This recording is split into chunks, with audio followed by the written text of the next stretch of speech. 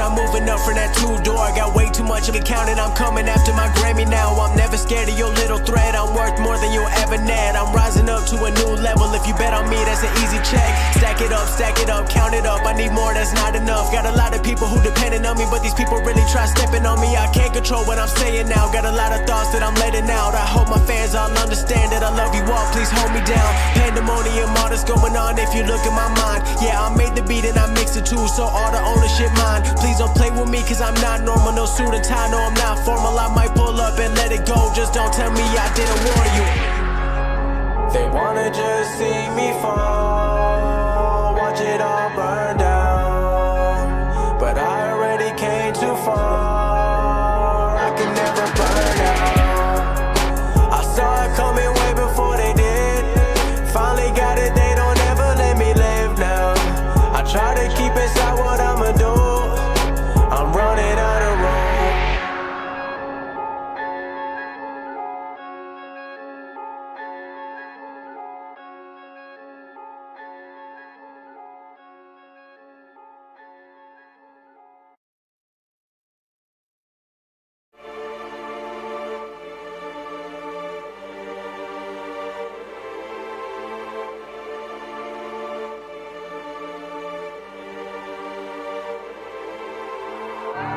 I've been in my zone, know it's my time, I've been balling on the low. Don't care about what they say, and I heard it all before. Living out my dreams, I won't ever let them go, I won't ever let them go. I've been in my zone, I know it's my time, I've been balling on the low. Don't care about what they say, and I heard it all before. Living out my dreams, I will never let them go, I will never let them go. Just touched down in the 305, got an ocean view where I reside. I'm trying to cop a new Lamborghini, when I open doors, they suicide. I'm too alive, got back to work, no wasting time. I'm never letting anybody pass, my only moves are what I decide. I told them that I've been the one, hop on the beat and the damage is done. They cannot catch me, I've been on the run. Whatever I dream, I'm making it come. True to myself, don't care what they say. I beat the game, now they wanna play. Out in LA, but never went Hollywood. I'm feeling dominant every day, yeah. I've been in my zone, know it's my time. I've been balling on the low. Don't care about what they say, and I heard it all before. Living out my dreams, I won't ever let them go, I won't ever let them go. I've been in my zone, I know it's my time, I've been balling on the low. Don't care about what they say, and I heard it all before. Living out my dreams, I will never let them go, I will never let them go.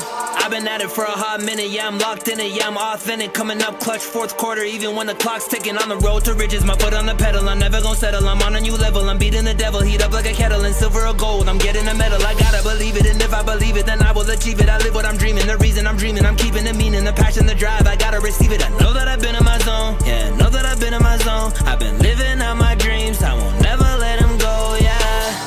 I've been in my zone, know it's my time. I've been balling on the low. Don't care about what they say, and I heard it all before. Living out my dreams, I won't ever let them go, I won't ever let them go. I've been in my zone, I know it's my time. I've been balling on the low. Don't care about what they say, and I heard it all before. Living out my dreams, I will never let them go, I will never let them go.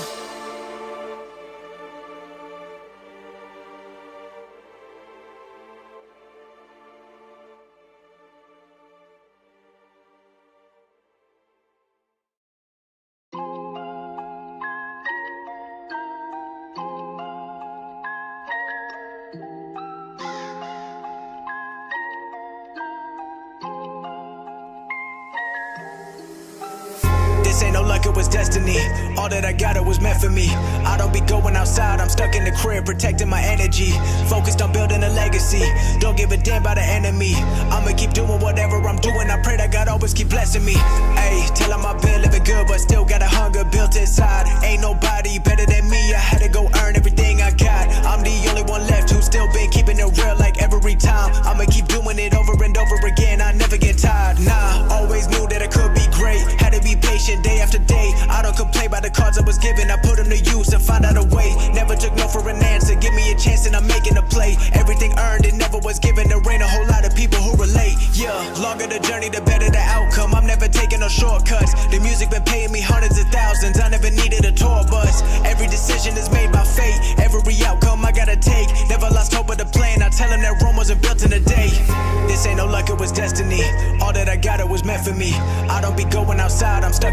crib, protecting my energy.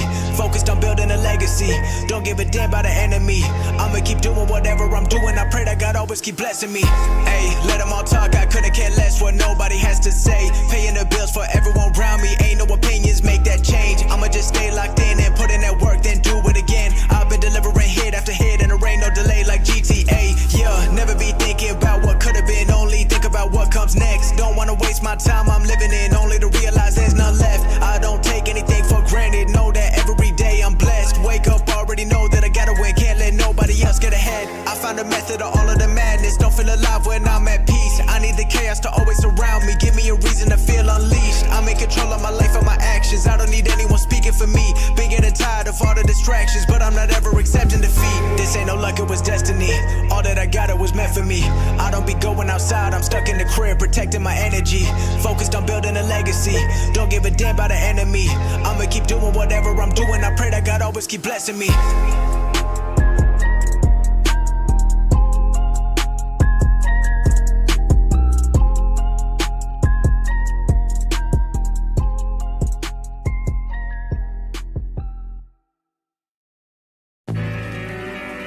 Check, check, check.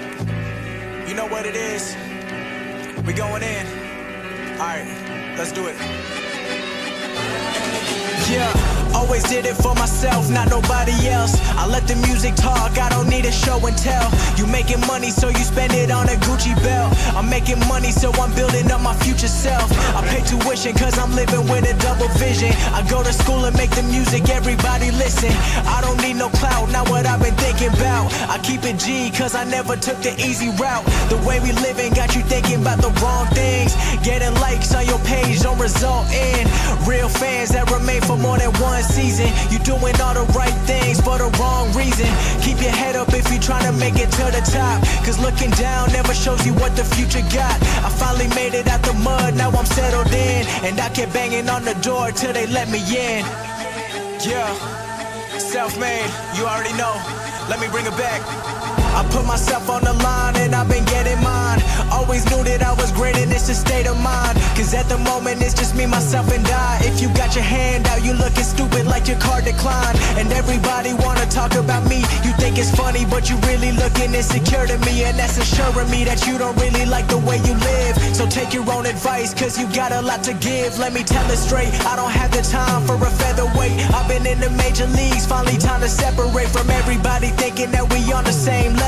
I'm running ESPN, all the haters change the channel, no escape. Cause I'm on and it's only gonna grow. People got a lot to say, cause they always on their phone. This is real, man, I don't get my happiness from Instagram. And that's good girl, cause I heard that she my biggest fan.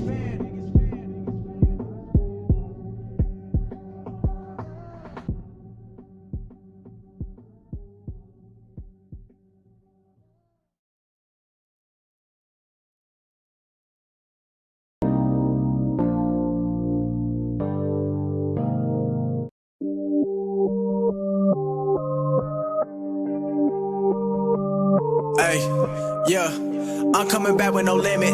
Ready to finish the business. Counting it down by the minute. I kill it, I feel like a menace. I'm ready for anything. I want it, I get it, I gotta win. I ain't cocky, I'm confident. Built it up, I can't fall again. Tell the world that I'm proud of me. Used to be broke, now I count a milli. All from the pain coming out of me. Now I'ma kill it, I feel like a menace. Kill the game and I'm catching cases. I'm back to normal, yeah, I'm back to basics. Free my mind with exotic woman. They talking dirty in a different language. I don't sleep, I'm getting rest. On my family good and I see the check. I just spend like 50,000 on furniture so I don't feel the stress. Big baller when I'm coming through. You play with me, then I'm playing too. Why you worried about what I do? We are not the same, we got different views. Tell the truth, they got mixed feelings. I'm an outlier, never meant to fit in. They gon' backfire if you try to gimmick. If you start shit, then I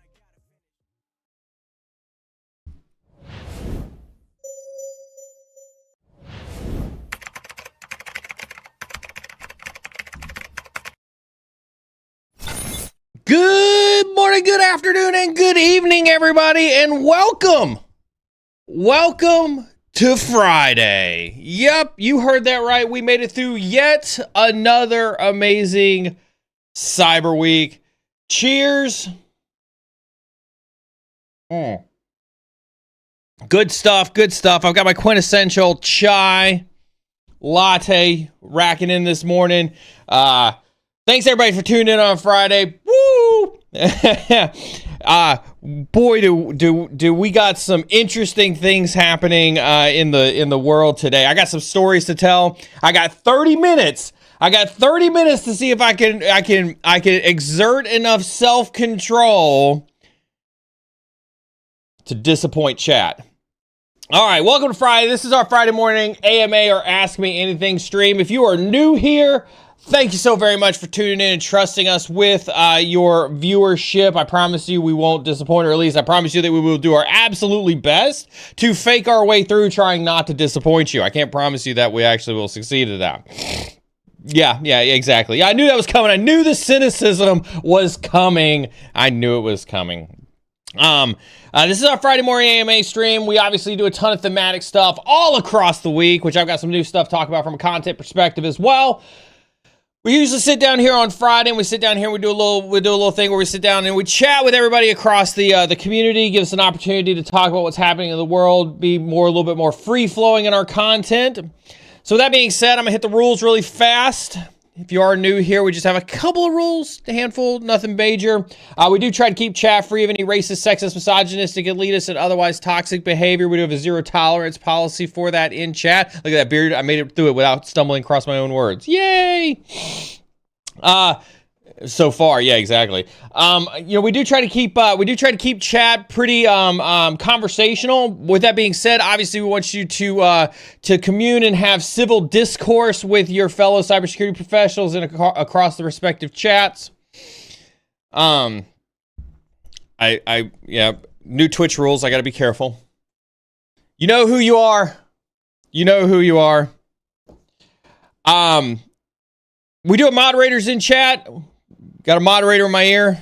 Got my moderator in my ear. My best wingman in my ear today. Moderators are in chat. Keep chat free of any racist, sexist, misogynistic, elitist, and otherwise toxic behavior. They are not here to stifle chat by any way, stretch, or form. So we do encourage you to chat to your heart's content.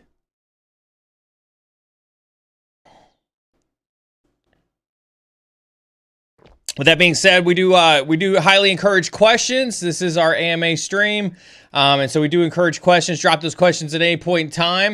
At any point in time, a moderator will see the question, put a question in the queue, and if the question's awesome, even if the question's not awesome, we've done lots of questions whether they were awesome or not, they'll push them up on screen, just like this one from BeardSec, for us to opine upon and or answer. We do ask you drop your questions anywhere that you happen to be tuning into us from. Our team will pick it up. We'll make sure we get them answered. We do, however, ask that you only ask your question once. Just once. I promise your moderators do see them. Do make me aware that they are there. My moderators are at no shortage of telling me how big of a disappointment of a streamer I am. With that being said, let's hit a couple programming notes really fast. Next week's a busy week. Tuesday, we're going to have the threat breakdown on Tuesday. Thursday, we're going to have Sec Data Ops. And then Friday, we're going to have Tea with a Hacker. On top of that, we played around with a co-working stream Monday night. Part of that was because I had a late night call with a couple folks from Australia. That was a late night.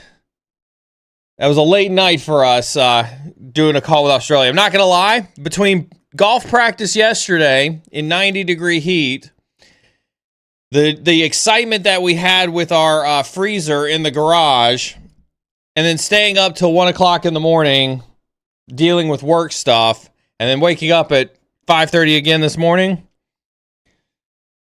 I'm a little bit struggle bussy this morning. I'm a tad bit struggle bussy this morning. It's all right, though. We got caffeine. We're going to make it through. Hello from Greece. I love how international our team is. I love how international everybody is here from all across the globe. Welcome to everybody, new and old, who's tuning in this morning.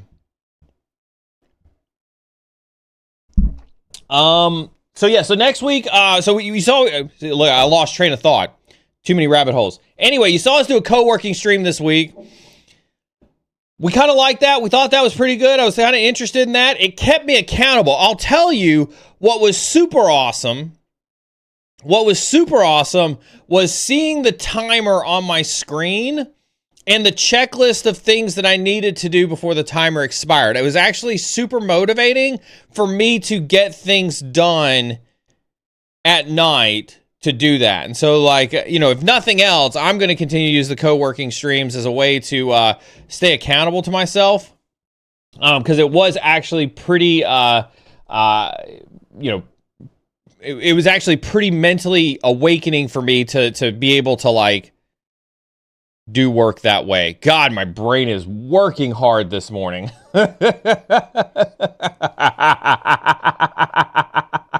I know, right? I'm like, man, woo!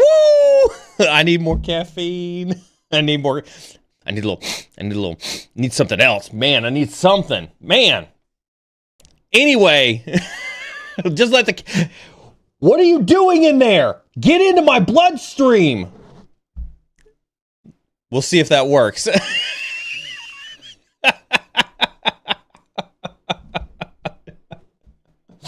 Oh, God. So anyway, co-working stream. Awesome. Going to do more. Yes, check. Done with that conversation.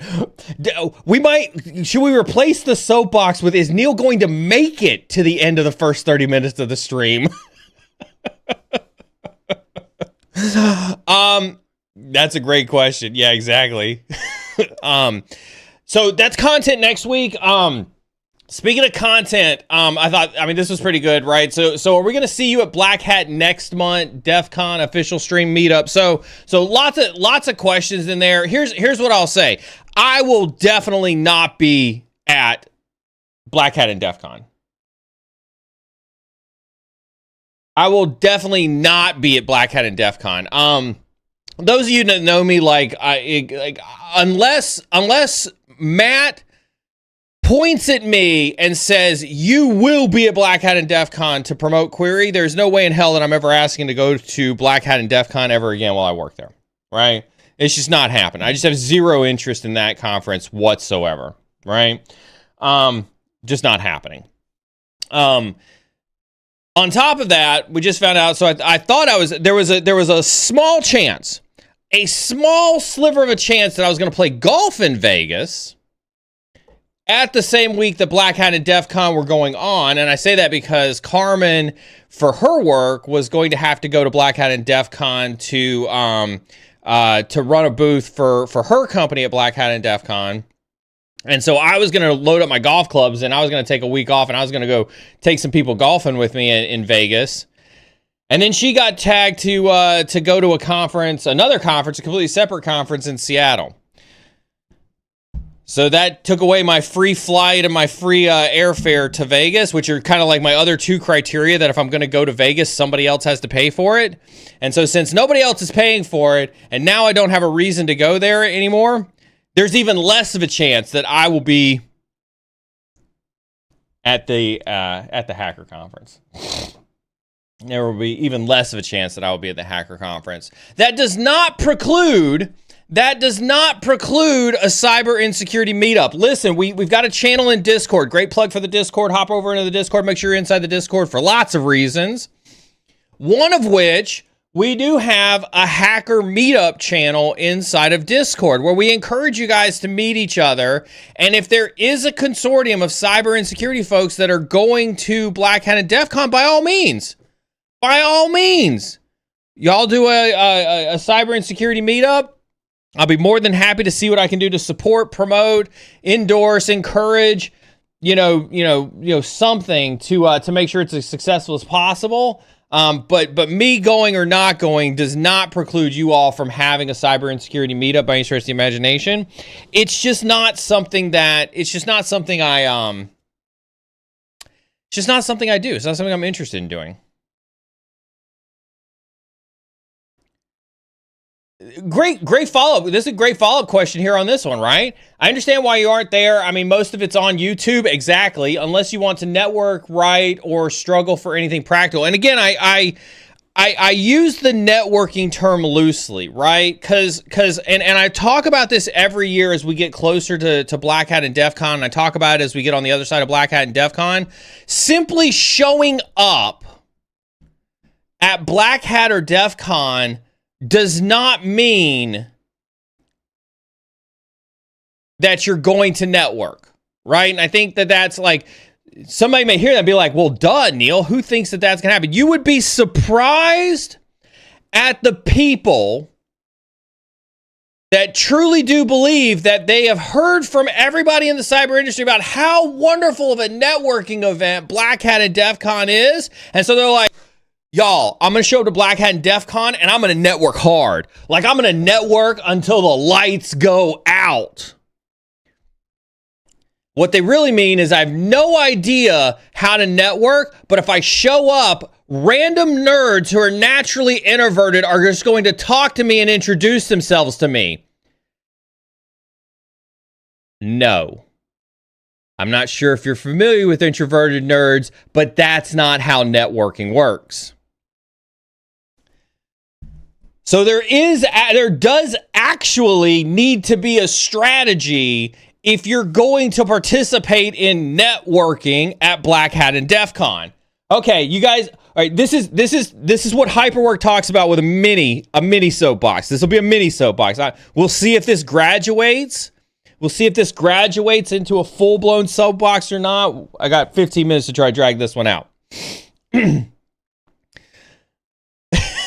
Step one for networking, bring Ethernet cable. Yeah, I mean, listen. Black Hat is a conference. Hold on. Let's all sit down for a second. Let's put on our student hats. Oh, this is so when Neal has no sleep and Neal has caffeine and it's been a long fucking week, you're getting fucking cynical Neal. Well, we just said it. That's right. I got beard in my ear going, oh God, oh, it's happening. Hold on. Let's put on our learning caps, folks. Just in case you weren't aware, Black Hat is a marketing event. It's not a security conference. I realize this may be news to some of you. I realize this may hurt some of your feelings, but Black Hat is a marketing conference.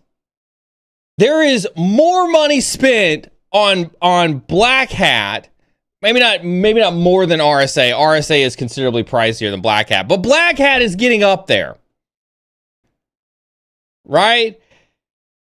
They pay large amounts of money for you to look at their product. They do not pay large amounts of money to create this wonderful utopia of networking with your fellow cybersecurity peers. It doesn't happen. They're there to take your money.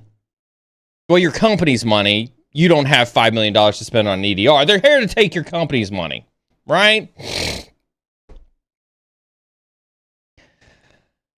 Anyway,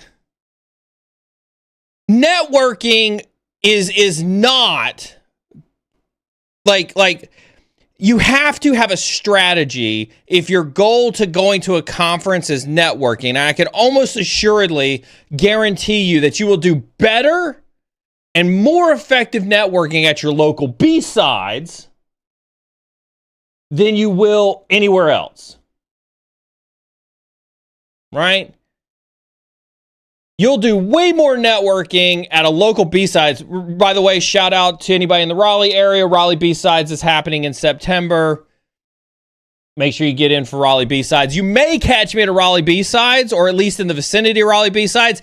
Even not, if you come to Raleigh for B-Sides, I will absolutely make an effort to make it downtown, and I will meet you, and we can chat or whatever else. Shoot me a DM, and I'll 100% meet you for Raleigh B-Sides.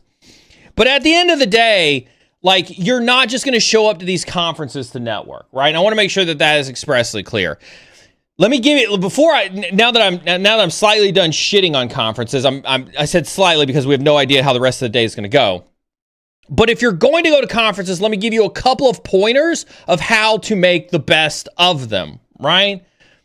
So first and foremost, if you're going to go to Black Hat or DEF CON and you want to network while you are there, more power to you. I absolutely, emphatically implore you to do it, right? If you're going to do it, do the hard part before you show up to Black Hat, right? So find other people who are going to Black Hat that you admire and be like, yo, can we meet up? I would love to have a drink with you. I'll buy you dinner, right? Can we talk about your journey into ethical hacking? Can we talk about what it's like to be a threat hunter? Can you help me in my career on being a CISO? Do those types of things before Black Hat and DEF CON. For those who have been with me to these conferences, know that I will fill up my calendar with meetings before I ever show up at a conference, right? I will do all of my meeting planning well before the conferences so that my calendar is full. And so all of my networking, like I don't buy badges. I don't go into the event, right? As a matter of fact, I do my ever loving best not to even step foot on the event hall if I absolutely have to, but I will literally go from meeting to meeting to meeting the week of Black Hat and meet with everybody outside outside of the conference. And that is way more effective, and I get way more out of the conference by doing that than anything else. To your point, there's nothing practical. I know that, the villages are the only thing.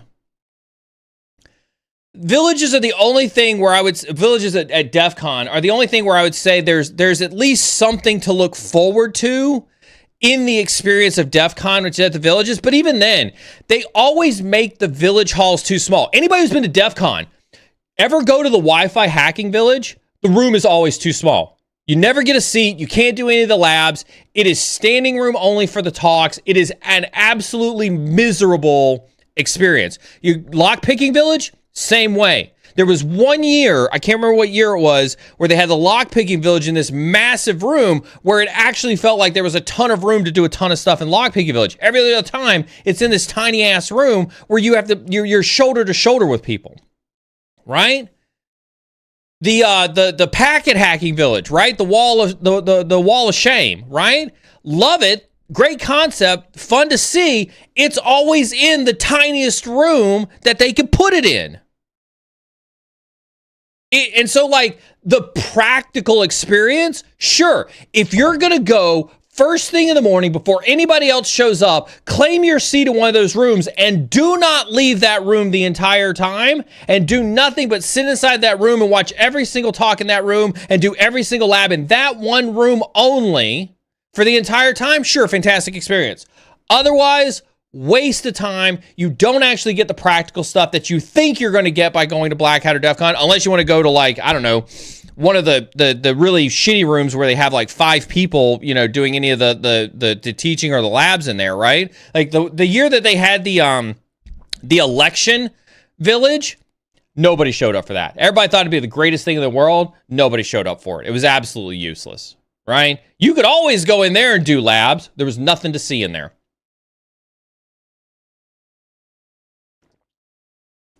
Okay. You got the soapbox out of me. I tried really, really, really hard to hold that one off, but you got the hell yeah on the soapbox out of me. Conferences are such I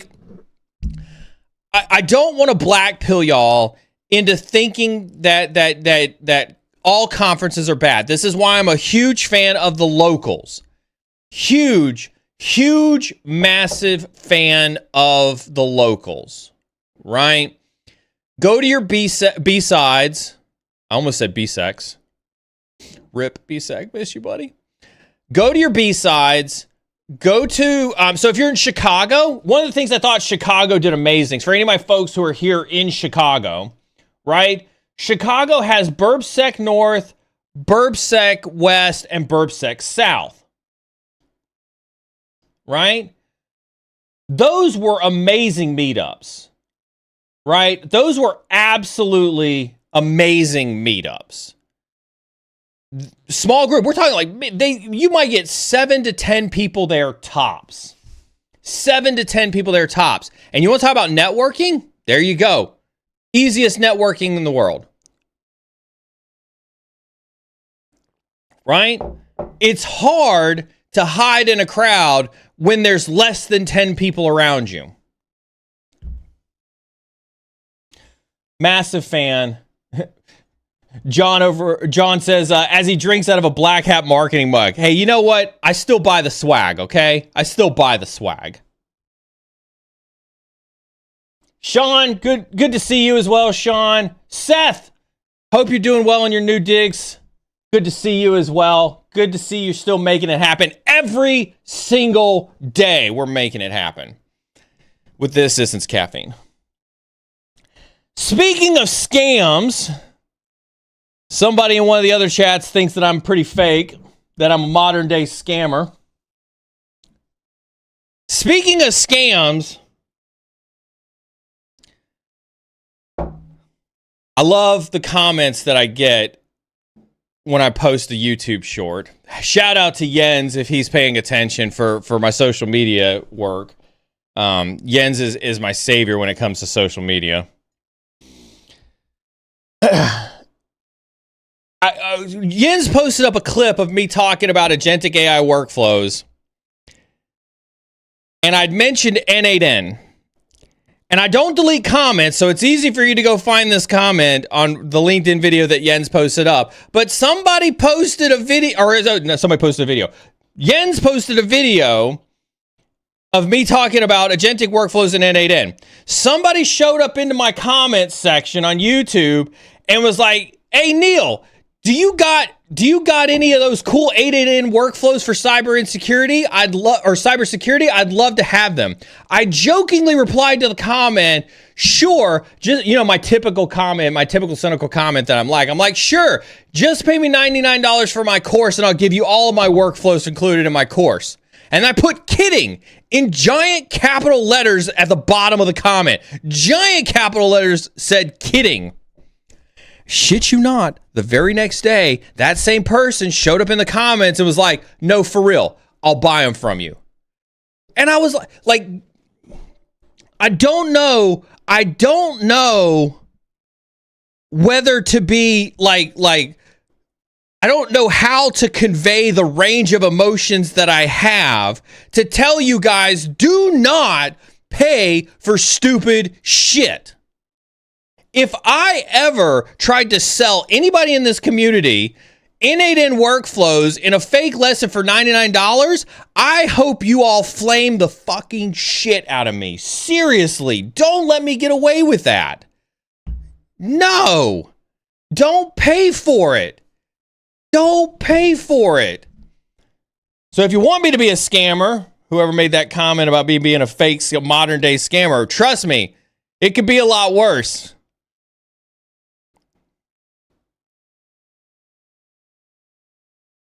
Oh, yeah. Frazier coming in off the top rows. See, this is why I love Frazier right here. Keeps it real. This is 100%. It's okay. You didn't document how he did it anyway. That's 100% true. That's 100% true. I don't have it documented anyway. So, I mean, I couldn't sell you anything other than what's in my head. Oh, man. Yeah, yeah. I mean, listen, like the short, I appreciate this sound take, right? They're trying to shortcut the process. I struggle with this. I struggle genuinely with this, right? I'm all for advantages in doing things, right? You should take every advantage possible. Maybe I'm black-pilled on this a little bit, right? But I don't see that process as an advantage. And let me give you an example. So, like, obviously, since I've been diving deep into this, this is not an AI soapbox. I'm just prefacing that. Not an AI soapbox. Obviously, I've been on Reddit a lot, seeing what counts for AI content that exists out there. And this is this, like, if you're new to this concept, please let me educate you for just 5 minutes, right? Whenever there is a new trend, the real grifters will come out of the woodwork to try to make you think that they have a secret to success. If this is news to anybody, I'm sorry for I'm not sorry, actually, for exposing this part of the industry. But we are 2 years into ChatGPT being mainstream. We're only a few months, maybe a year into solid agentic work, and we're probably only 6 months or so in to truly seeing the democratization of AI workflows. And so anybody, and I would say this if it was cyber, I would say it if it was healthcare, I would say it if it was AI, I'd say it anywhere. Anybody who in the first 6 months of a trend coming out, claiming to be an expert, and all you have to do to be an expert is to take their $99 course, is scamming you. I can unequivocally tell you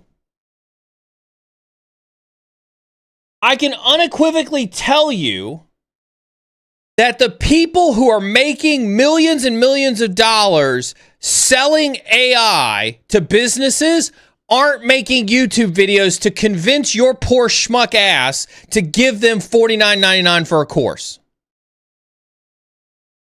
They're not. If they're making millions and millions and millions and millions of dollars on AI, it's because of poor schmucks like you who are trying to shortcut the process and give them $49 for a course. Right? In my mind, those people are no better than OF models. Right? They're just preying on people who don't want to put in the work to go do that stuff. Right? I'm really sick of seeing cybersecurity folks pay charlatans who haven't spent a day in cybersecurity but claim to be experts, who have large followings simply because they know how to leverage social media, claim to be experts. And yet you're willing to pay them money because you think that they're willing to tell you their secrets for a mere $49 or $99 or $100 or $18,000 for a boot camp. Do you really think that people who make money hand over fist are out there selling their knowledge for $49.99? Right? Use some freaking common sense before you part with your money.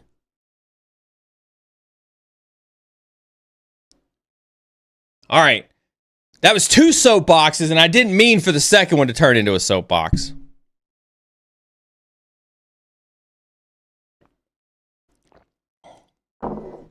Nothing pisses me off more than watching young professionals give away their hard-earned money for something that has zero ROI. That's the passion that I have. Nothing hurts me more than seeing people come into this industry or wanting to come into this industry who want to make a better life for themselves, who want to make a better life for their family, who want to pull themselves up out of poverty and are lied to that if you just give me $49.99 for this course, you'll get a job in cybersecurity. If you just pay me $49.99 for your AI cybersecurity workflows, Neal, so I can go make an AI cybersecurity company, I'll be fine. I can make thousands of dollars and break. No, it is a scam. It is a scam. We're out of coffee. And you can tell the caffeine's hitting because I'm a little bit of soapboxy this morning. So we're going to go to the pre-workout and double dip on the caffeine this morning. Yeah, I am already out of coffee.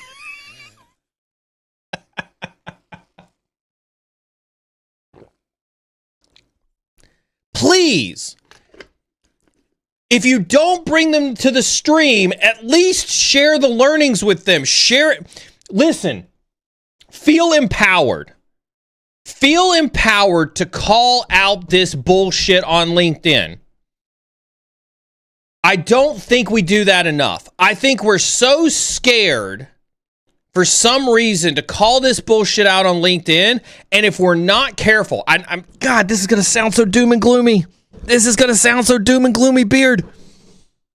If we're not careful, we're going to find ourselves in one of those industries where you can't get any reliable information out there at all because it's filled with people who are trying to make a quick buck.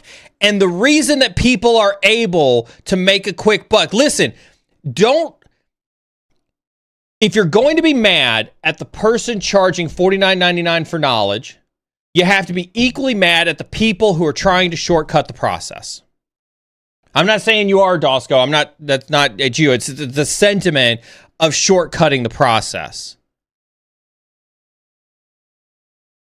Right? You have to be equally mad at the people willing to give up their hard-earned cash because they think that there is a shortcut to success.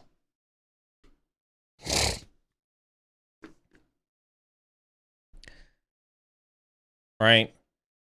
And everybody, and again, this is why I love our community. Please, everybody continue to drop their opinions about LinkedIn inside of chat, right? I do think, and that's why I brought it up, right? Because I think this question is 100% valid, right? How important is your LinkedIn presence? I have 15 years of experience. Can you just keep your profile updated and good to go, or should I be actively posting 24/7? So this is one of those unfortunate times where LinkedIn is a cesspool and LinkedIn is important. That is an unfortunately double-edged sword that both are true. Right?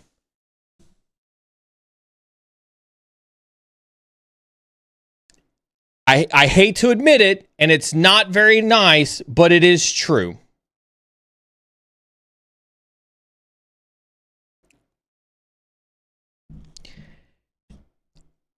At the end of the day, of all the social media sites out there, LinkedIn is still the only professional social media site out there.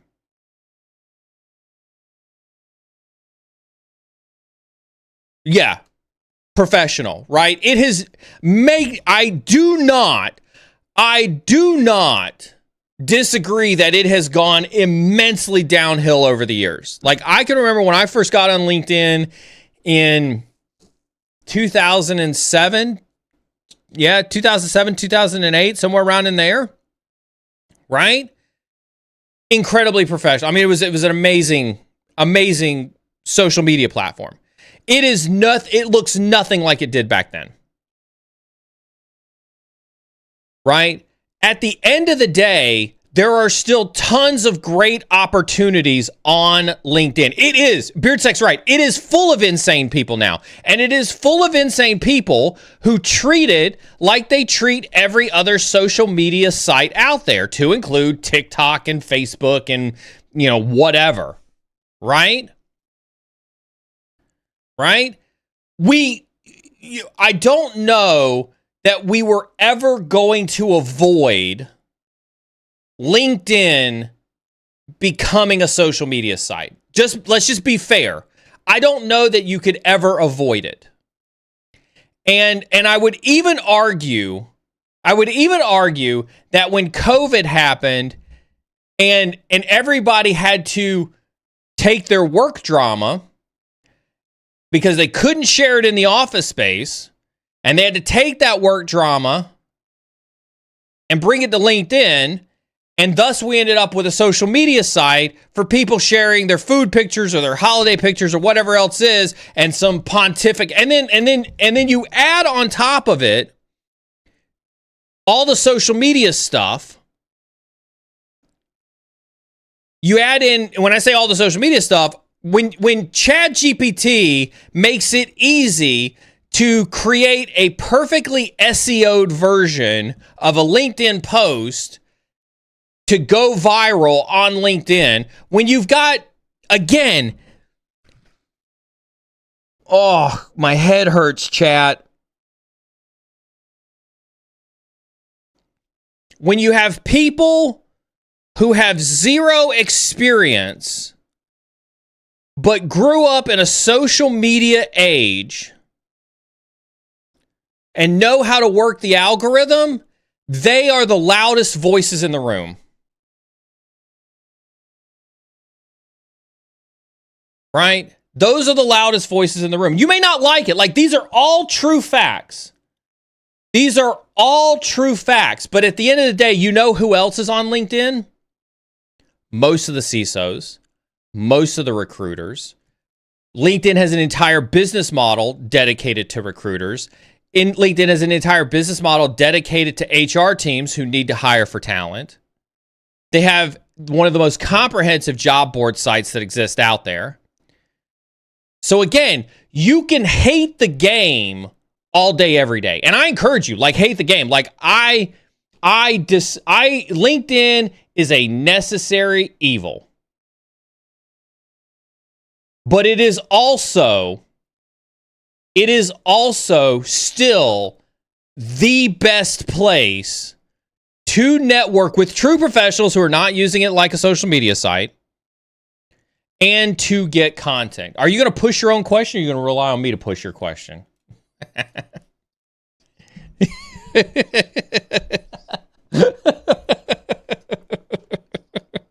Maybe you need another cup of coffee.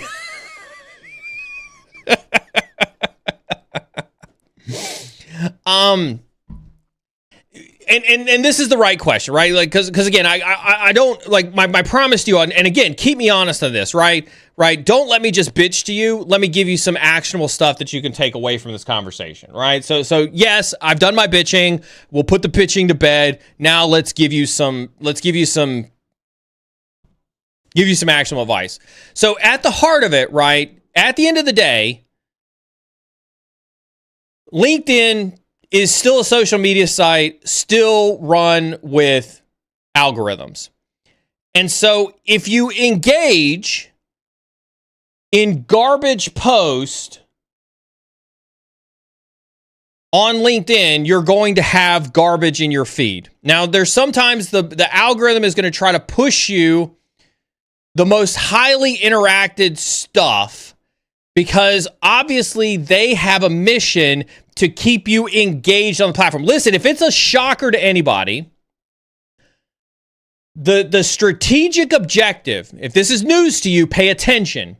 The strategic objective of every social media site is to keep you engaged on their platform. They have mountains of people who spend their entire waking existence understanding human psychology so they can force you to stay on their platform. I know there are people here who have doom scrolled. Don't even try to lie to me and say you've never doom scrolled. I know there are people here who have doom scrolled. Right? No, doom scrolled. So, God, why you got to deal with that shit? Doom scrolled. Anyway, you've doom scrolled because they have figured out how to placate to your psychology to keep you interacted with the content at all times.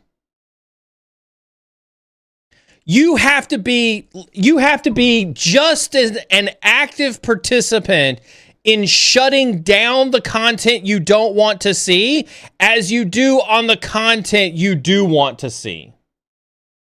Does that make sense? Does everybody track on that? It's easy. Like, as humans, it's real natural for us to click a like or to click a love, right? Or to post a comment on something. It's not always natural. It's actually very anti-psychological for us to see something and say, I don't want to see that anymore. And social media companies play into that.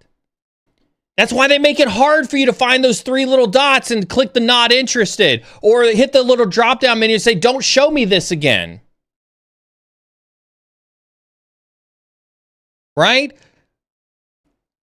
my 1,000 Connect challenge got way blown out of proportion when I said it by a lot of haters who think I was just out there telling people to go out there and make 1,000 random connections. No, I've always attested meaningful connections. Find people that you resonate with. Find content that you resonate with. Find jobs and companies that you want to work for and engage in those network connections. Engage in that content. And guess what you'll start to see? You'll start to see your content improve.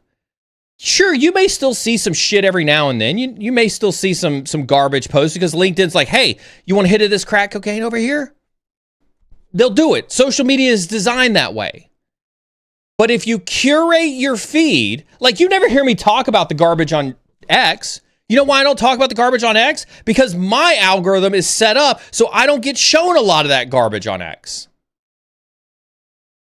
All right, do I get it every now and then? Sure, absolutely. Why? Because X, just like every other social platform, is like, are you sure you don't want to engage in some ridiculous off-the-wall comment that is super viral over here in this edge case corner of the world? No, I don't.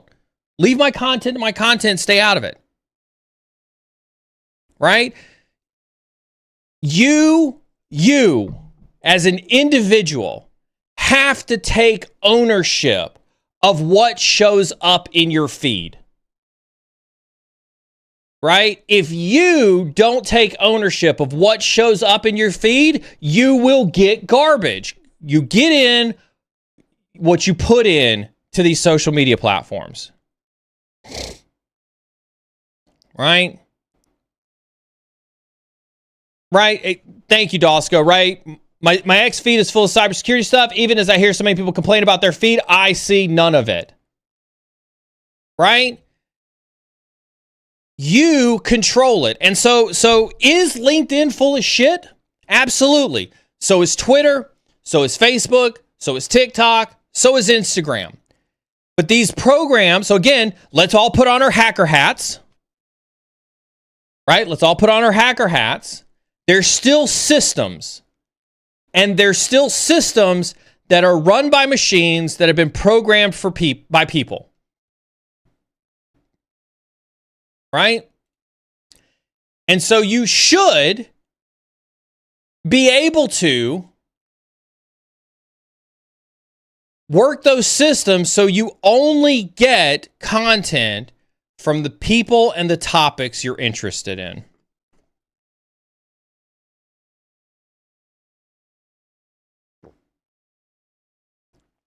Oh, I love this from Cyber Ties.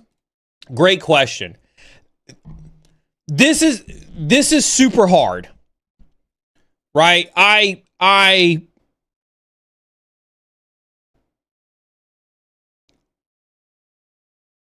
struggle with this. I fundamentally struggle with this.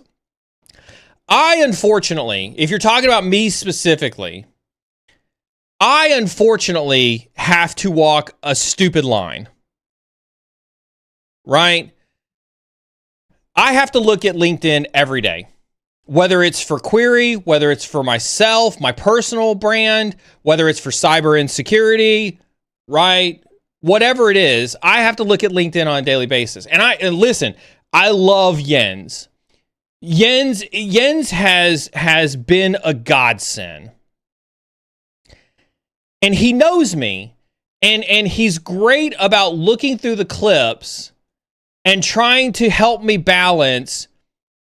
Look what I did with Flipper Zero. You can be an ethical hacker too in 5 minutes with this $49.99 gadget. Click here to learn more. Right? That type of content versus putting out, hey, don't go buy people's stupid courses, right? Nobody wants to see that shit on LinkedIn. Everybody wants to see the Flipper Zero content. Right? Yes, exactly. And so I will always struggle, right, with trying to find the content that I put out when I put out clips that brings our message from a cyber insecurity community that help move people in a direction of being more pragmatic with their thoughts instead of like the clickbaity stuff, which is why I ask you guys, like it's a small thing, but I do ask you, like engage with my content, right? If we want our voice, if we want the voice of this community, if we want the voice of pragmatic cybersecurity, down to earth, let's call out the charlatans. If we want this voice echoed, it means that you all have to engage in the content. Like, if you don't engage in the content, the algorithm says, well, that's actually not really great content, right? And we'll suppress it and will not show it to new people. And so you have to be careful.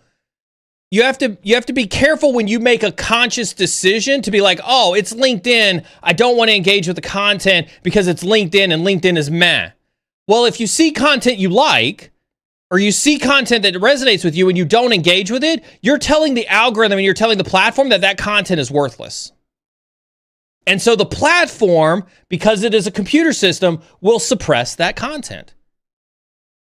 And so if you want people to change the cybersecurity industry, you have to behaviorally change how you interact with the systems that promote garbage freaking content.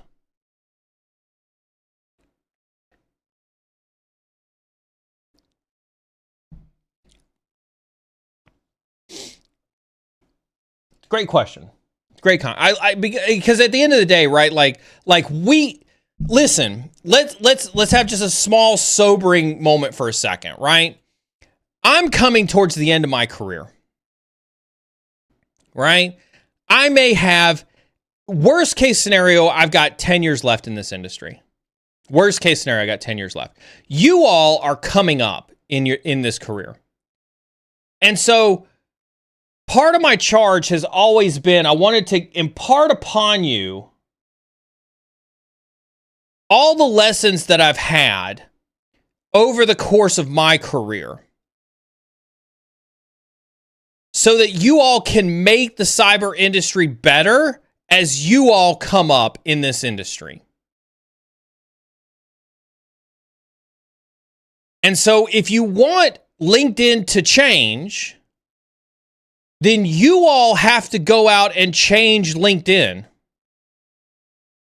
right? If you want the content on your feed to be better, you all have to go out and engage or put out good content for the feed to be better. Being a passive consumer of garbage teaches the machine that garbage is okay. Think about that for a minute. I think that's a good way to end that small mini tirade.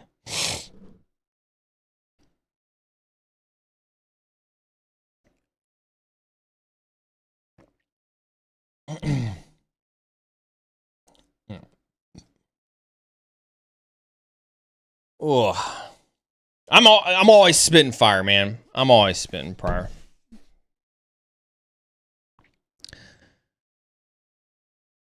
I saw my CTI with Jay buddy around. Hey, CTI with Jay, how's it going again? E-Curve hanging out. Good to see you again this morning too. Oh.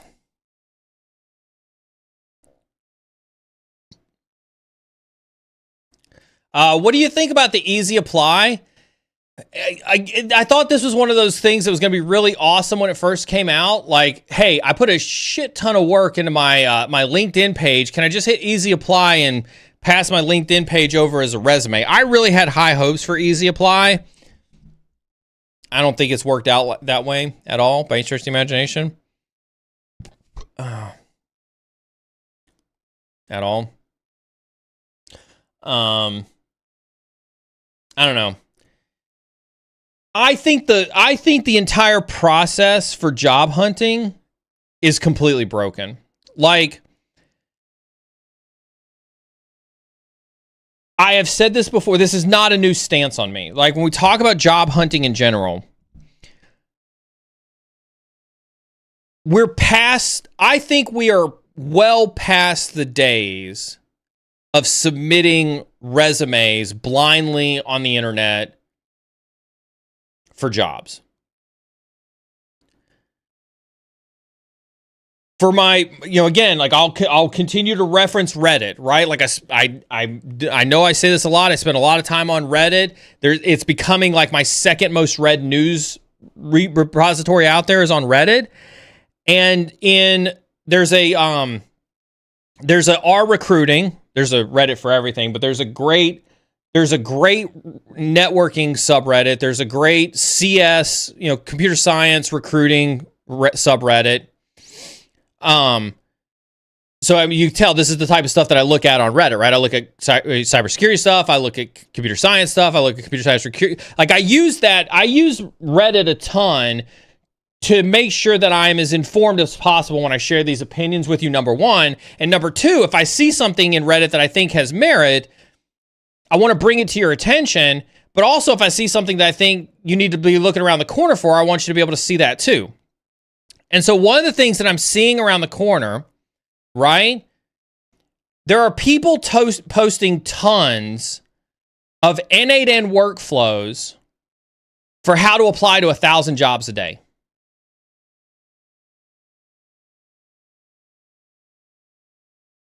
Right? There are people posting N8N workflows for how to apply to 1,000 jobs a day. If you go watch the 1,000 Connect Challenge video, if you want to link that, I did that video in 22 or 23, something like that. And at that point in time, there was some ridiculously low statistic where it was like 7% of companies, or 7% of the people who got hired were hired through direct application, meaning those were people who took their resume, applied for a job online, and got hired through a traditional job recruiting process, meaning you submitted your resume, you got brought in for an interview, you went through a series of interviews, you got a job offer, you got a job. 7%. And this was before ChatGPT blew up.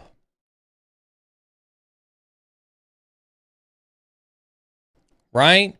And now you've got people who are giving away, selling, whatever else, how to apply for 1,000 jobs a day using agentic AI workflows.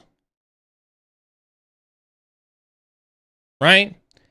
So when you think about that from a statistical probability, how likely do you think it is that you're going to get a job with that much noise in the system? Seriously, think about that. Everybody who is hearing me across the globe, it doesn't matter whether you're a fresher in India, in the UK, somewhere in Europe, in Australia, in America. If AI is making it so that anybody in the planet can apply to any thousands of jobs in a day, how much longer do you think it's going to be before the system or the industry as a whole is fed up with applying to jobs? Right? It's a bold prediction, but I think we're seeing the beginning of the end, because this is going to be circular. We're going to use AI to hunt for jobs. There's going to be so many applications and resumes and everything else coming into every job posting that ever exists, and who knows the quality of the candidates. I mean, listen, you could get everything from YOLO, I'm going to, apply to this job, to you're going to have ChatGPT reading every job post, to writing a resume specifically tailored to that job and submitting it. And so now HR, So now HR is going to have 1,000 resumes of 1,000 perfectly matched candidates to their job posting for every job. So now HR has to find another mechanism with which to filter out those 1,000 perfectly matched candidates to decide who they're going to bring in for an interview. Logically walk through that process, right? It is going to become impossible to do job searching and job recruiting in that fashion. Frazier, where you at? You just got done hiring. How miserable was that experience, Frazier? Sorry to call you out like that.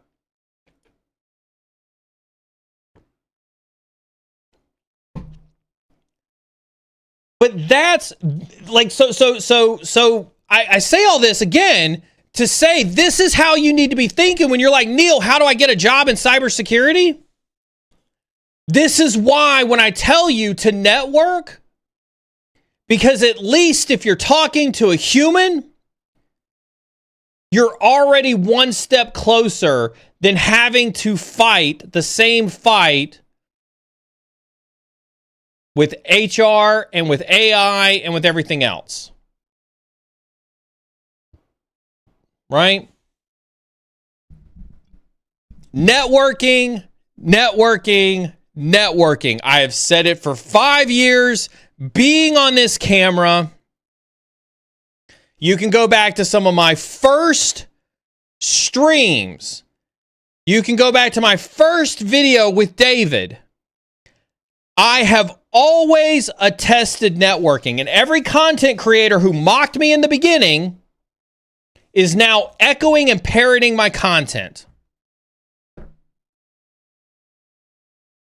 Because it will become completely useless. It will become completely useless to apply the normal ways to jobs. You always tell when a cybersec bomb drops into chat, drops into the gifted subs. Thank you so much. Cybersec mom, always good to see you as we get on our little soapbox on hiring. And again, this isn't, I don't want to dissuade you from the job market. Again, remember, as hackers, it's always important to pay attention to the systems around you so that you understand how they work, and thus you can understand how to work around them. The other question came in. As a CISO, how would you feel if a prospect came into the interview process and mentioned that they used N8N to apply at various jobs, including this interview? I would not prejudge them. If you're trying to ask, would I prejudge them? I wouldn't. I would be interested. I'd be like, oh, okay. Explain to me. Like, I would actually take a vastly different approach. If somebody sat down in front of me as a candidate and said, thanks, Neal, I appreciate this interview. Just, I wanted you to know I watched your content. I studied up on N8N, and I used N8N to generate my resume and to get at this interview right now. I would be like, okay, that's awesome. So obviously you beat the computer. You've got skills. You understand how systems work. You understand how to look at systems. You can understand how to work around systems. I like this so far. Right? I like this so far. You managed to talk to a human. You managed to talk to a human and convince a human you had some set of skills, and that human felt the need to put you in front of me. So you bypassed a couple of different control sets before you made it to me. All right, let's see how well you do in the interview. And I'm probably going to take it and and maybe bump up that interview a little bit to kind of see where you're at from a knowledge-based perspective, depending on what I'm hiring for, to see if you're just really good at working systems, or do you really know your shit and you know how to work the systems. Either way, I would be seriously intrigued. I would not predispose a candidate that made it to me after working a system. That's just me personally. I would be like, you've already demonstrated a couple skill sets that I think could be really, really valuable to me. I want to see if you got what it takes. Like, to me, I would be crazy interested at a person who could make it to an interview with me and be absolutely upfront and honest that says, Neal, I worked the system to get to sitting in front of you right now. Especially if I had no prior knowledge of them, if I'd never networked with them, anything like that. That person would get a massive leg up in an interview to know that.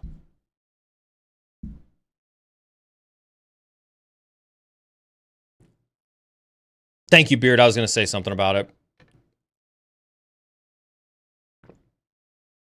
Everybody in YouTube, everybody pay attention to that chat.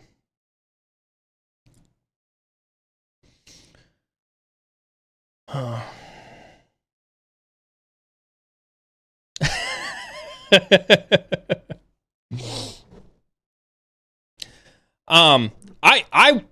like I said, you would have a leg up in an interview if that was the case. Great question. Would you say that's the same strategy would work in Europe, the same as for the USA? I don't know definitively, because I know Europe is always vastly different than what happens in the US. I think generally speaking, the rise of AI and how it is lowering the bar to entry to accomplish tasks faster will have a global impact on the processes in which impact our hiring in general. Right? I do believe that. I think that there is, I don't think that I don't think that that's an America only problem. How that will manifest itself in other countries, I don't fully know. But it is a foregone conclusion that AI will impact that process globally.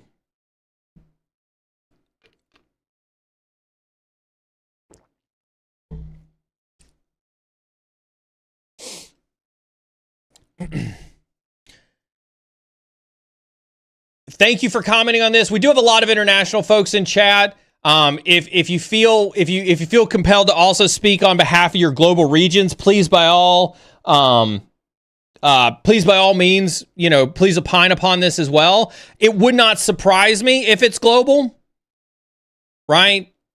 I see this as a global change to how job hunting will be done. Right? I see this as a global phenomenon, if you will. 15 more seconds on the hype train if you want to get in on the hype train emotes that CyberSec Mom started out with and that first one to die. I still love your name.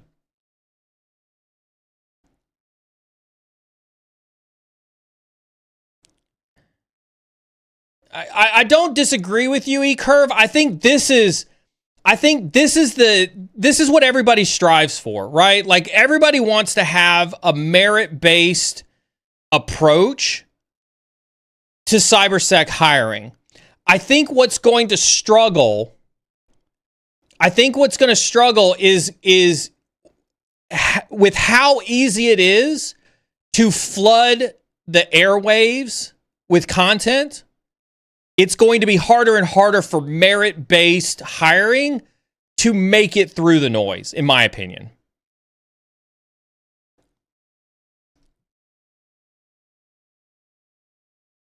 I don't always agree with this take. Again, we believe in civil discourse here in Cyber Insecurity. So again, don't take it personally if I disagree with you. Please continue to make your arguments inside the chat. Let's have a civil discourse of it. I do not think certs matter. If everybody has OSCP, nobody has OSCP. And guess how many people have OSCP? A lot. This is a Neal personal take. This is a Neal personal take. I think everybody should be entitled to their opinion. As you can see, again, BeardSec disagrees with me in chat. I think that's a fair disagreement. But if ChatGPT, right, is doing your resume, and ChatGPT is sending out 1,000 resumes a day, and ChatGPT is going to read the job description, and it's going to make you a resume based on the job description, and it's going to put OSCP in the resume field, or I mean in your resume.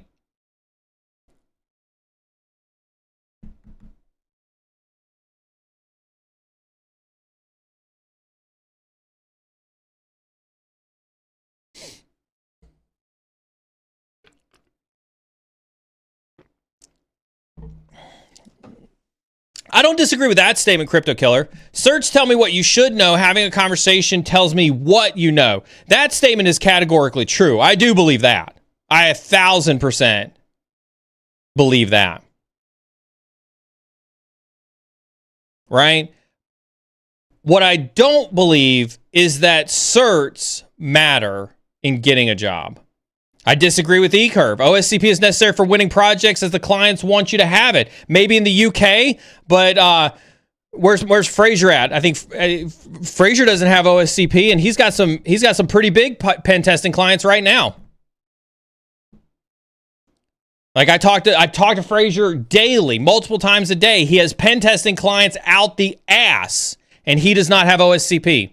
Does that make him any less of a pen tester? Does that make him any less desirable by his clientele? No. You know how he gets his clients? It's going to absolutely shock you when the words come out of my mouth how Fraser gets his clients.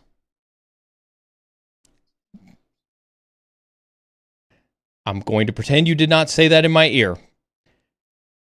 Don't say it out loud. Don't say it out loud. Don't say it out loud. Networking. That's how Fraser got his clients. So no, it's absolutely not required to acquire clients.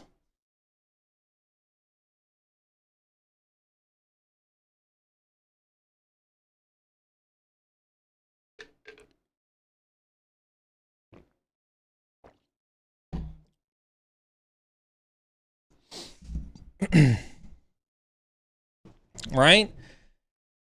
And again, like I know it varies. I know that, like, listen, I know India. I do a lot of mentoring sessions with folks from India. I know India is hyper strict on things like degrees, things like certs. Like, I know that this varies from market to market. I'm not trying to say that the cert conversation is global. I'm not trying to say that whatsoever. And there are varying opinions on it. And I absolutely acknowledge that there are lived experiences. There are lived experiences from everybody in this chat in both directions. In both directions. Right? For every person who says certs matter, there is at least one person who says certs don't matter. And for every proof that somebody has that they've been denied a job because they didn't have a cert, there is an equal opportunity on the other side for somebody to prove that they did get a job without a cert. That's what makes this conversation hard. This is why, pay attention right here.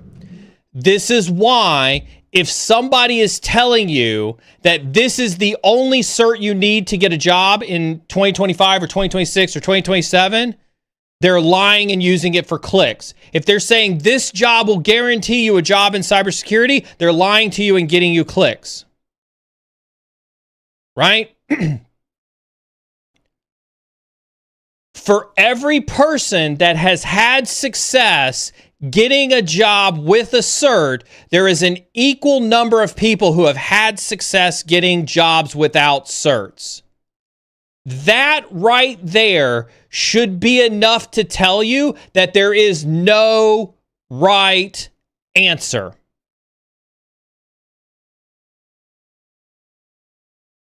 Do whatever makes you happy. Right?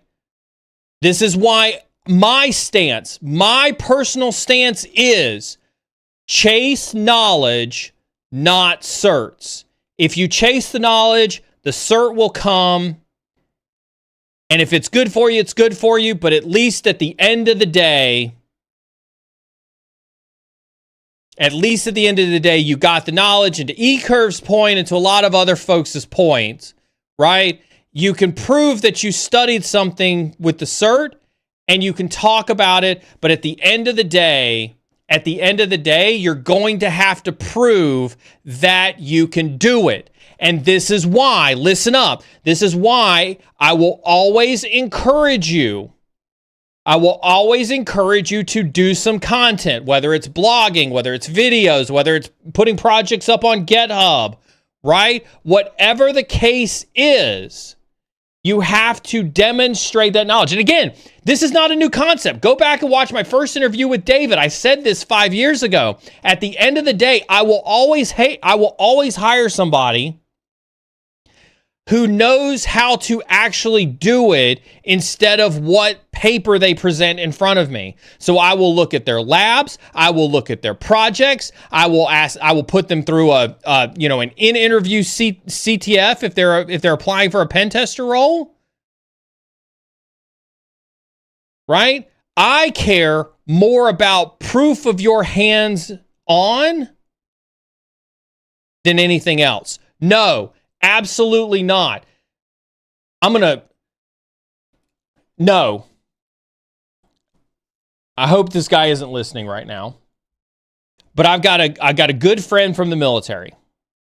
And he's a good friend of mine. I respect him dearly. This dude had the most amazing photographic memory. We were at US Cyber Command together. We were both hackers for the NSA together. He went on after I got out of the military to go be a hacker for another unit. He went on to go be a weapons officer for offensive cyber for another unit. That's why I'm not saying his name or anything else about him. He's just a good friend of mine.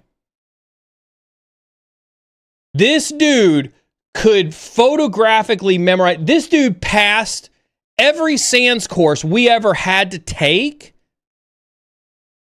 And the day after the exam, his mind would dump the knowledge and he wouldn't know anything. He was just really, really good. He was just really, really good at taking tests.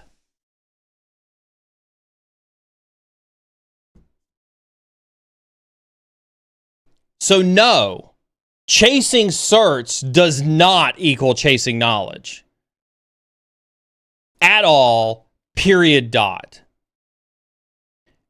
There are just some people who are amazing test takers and will blow you out of the water with how good they are at taking a test and do not retain any of the knowledge, did not actually understand the content, and couldn't apply it at the end of the day.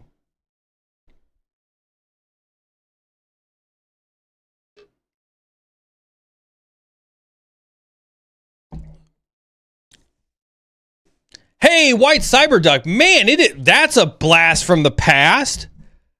Wow, it's good to see you.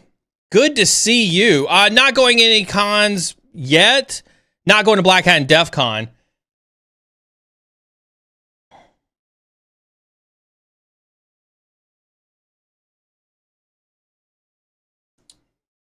Absolutely, Crypto Killer. On the flip side, less search do not mean less knowledge. But this is also why I'm a huge fan of producing content. And again, when I say producing content, I use that very broadly. You don't have to go and start a Twitch channel or a YouTube channel or anything else like that. Go write blogs, go do GitHub projects, things like that. But go produce content. That way people have got things that they can look at. No. And this is exactly why we're not doing courses. Like, we're not doing courses. We don't do courses here.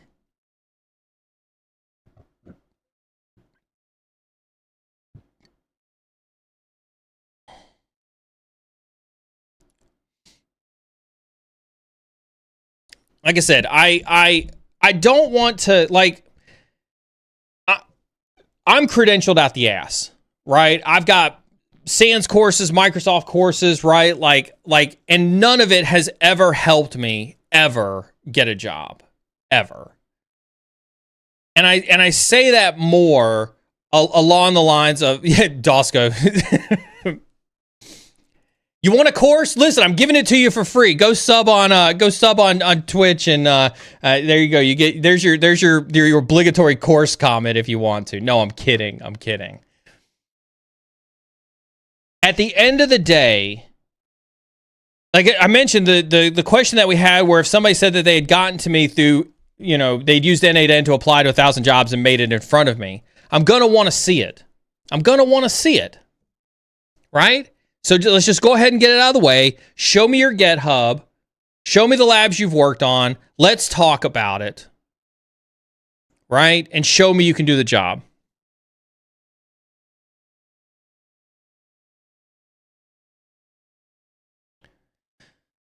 This is interesting, eCurve. When I was at Cyber Command, when I was an instructor at Cyber Command, they had us take a college course on instructional methodology. And it was mind-blowing to me to see the different ways in which professional instructors build content to try to span the different learning styles, right? Man, there's another blast from the past, Paranor. We haven't seen that name in a long time. Look at it. Everybody's coming back. Love seeing all the people.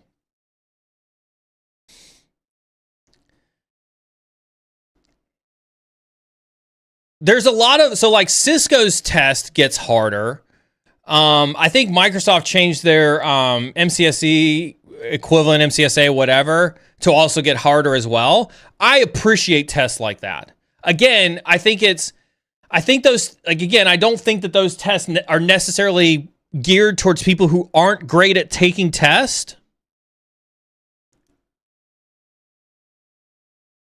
I think that's what makes it challenging, right? I think at the end of the day, not everybody is great at taking tests. I think that's what makes it challenging.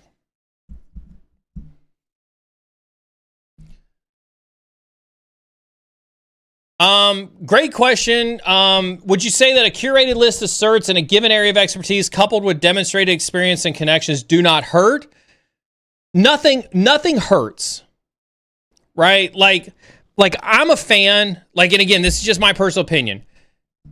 I'm a fan that 1 is greater than 0. I'm not sure how many mathematicians like eCurve we have out there, but for those who are not great at math, 1 is greater than 0.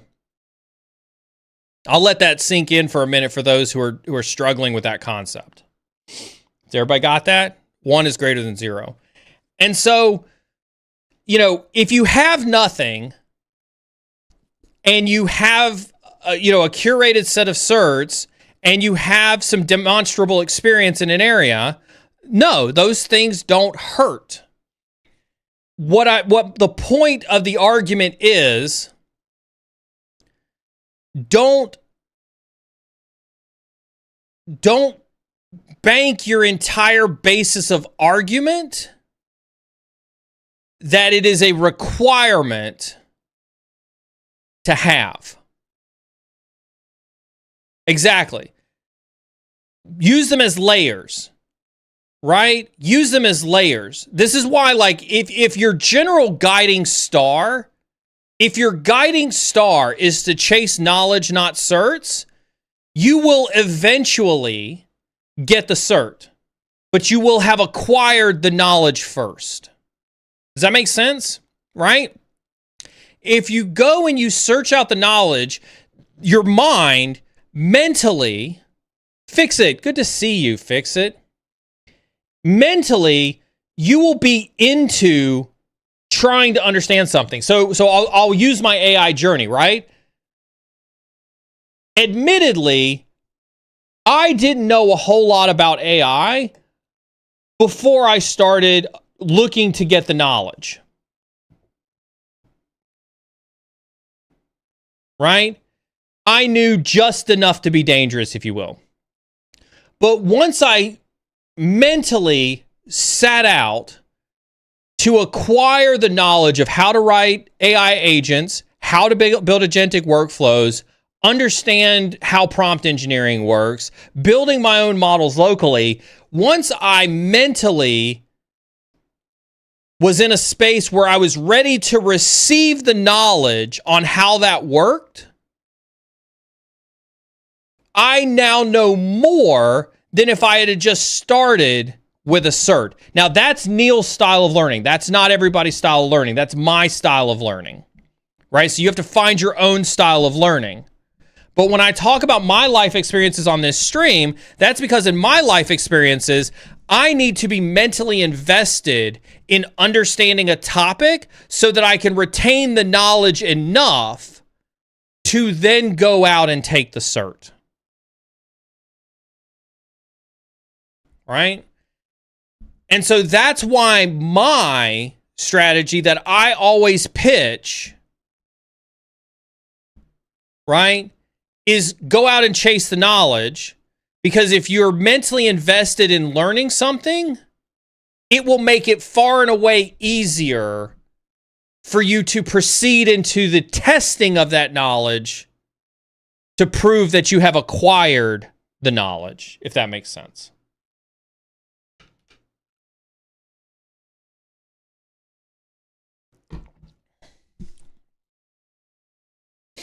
Happy midsummer. Is it midsummer? Beardsec informed me the other day that summer.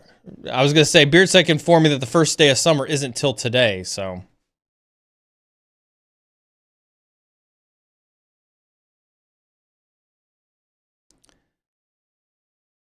So to concluding your talk about certs, example, if it's for SOC, show your great profiles in Let's Defend, Cyber Defenders, your GitHub with personal cybersec projects. Also for red teaming, your Hack the Box, Try Hack Me profile is more important than your OSCP cert. Do you think networking, having context is more important than certs knowledge?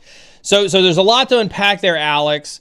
I would say networking overall. So if we were to do like the alligator mouths, right? It's networking, demonstrable knowledge. Demonstrable, I leave very generic, right? So first and foremost is networking. Then there's demonstrable, right? Whether that's content, whether that's GitHub, whatever. Demonstrable knowledge, Hack the Box, Cyber Defender, Let's Defend, demonstrable knowledge, then certs.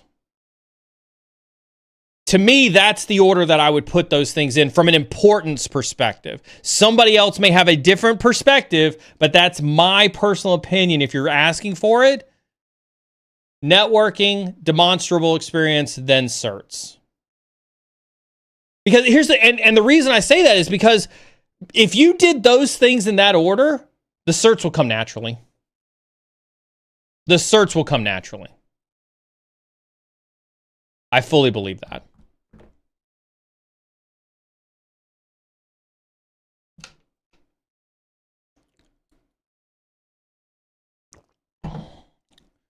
Cybersec Mom knows I'd love to come to Dubai. I'm dying to come to Dubai. Oh, I love this one. Not a cert question. Thank you very much, Big and Tasty. Giving my first cyber tabletop exercise next week. Any advice?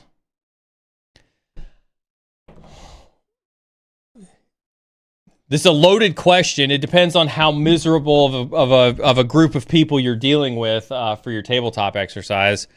I find that tabletop exercise is like trying to get a bunch of first graders to play coordinated soccer. Right? Like you're wrangling cats. Wrangling first graders on a soccer field when it comes to giving tabletop exercises, right? I presume that when you talk about giving a tabletop exercise, you are you're leading it, right? From a scenario perspective. The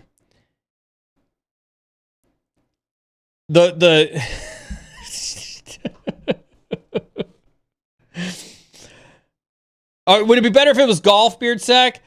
Leading a tabletop exercise is like getting a set of clubs off of Facebook Marketplace and playing in your first Monday qualifier with no experience. You have no idea you have no idea the amount of stupid shit that the people that you're dealing with are going to throw at you. Right? Here's what always, like, for anybody else who's ever built tabletop exercises, please feel free to opine upon this. The amount of people during a tabletop exercise that feel the need to throw a hot ton of what if scenarios in front of you to try to trip you up never fails to impress me. Beard Sex right. In a tabletop exercise, you're going to say, this server just got compromised by ransomware. And somebody from IT is going to say, that's never going to happen. Somebody from IT is going to say, well, we have backup, so I'm not really worried about it. Right? Somebody from IT is going to be like, we got controls, I'm not worried about it. And then you're going to get somebody from the non-business side, right? Who, when you do the scenario, they're going to be like, well, what about this? Well, what about that? Well, can we do this? Well, what about this? Can I do this? What about this? What about that? And they're going to be the what if person during the tabletop exercise. And they're going to want to what if the scenario into a scenario that they have a control to say, okay, cool, we're covered. We don't have to worry about this scenario. We're good. Everybody is going to tell you during a tabletop exercise that they're good.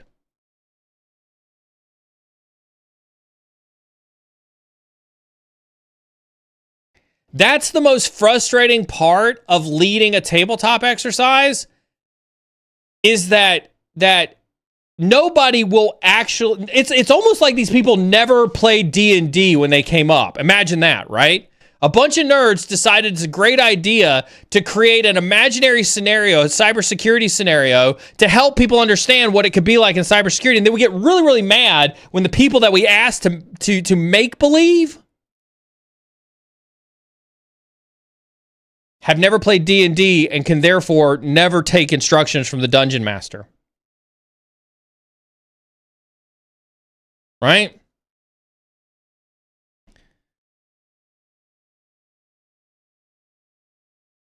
So be prepared.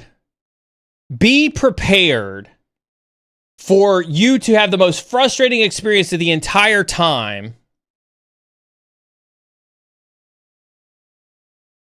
trying to console these people that this will most likely happen and that they should make believe that this is going to happen. And what would they actually do if for some godforsaken reason all their make-believe security controls failed and this does indeed happen?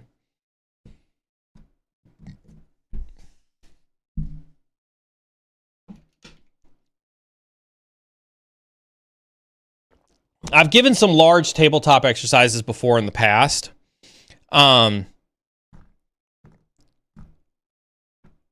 Sometimes they can be fun. Like, listen, I you know me, like for every cynicism, there's always a positive story. While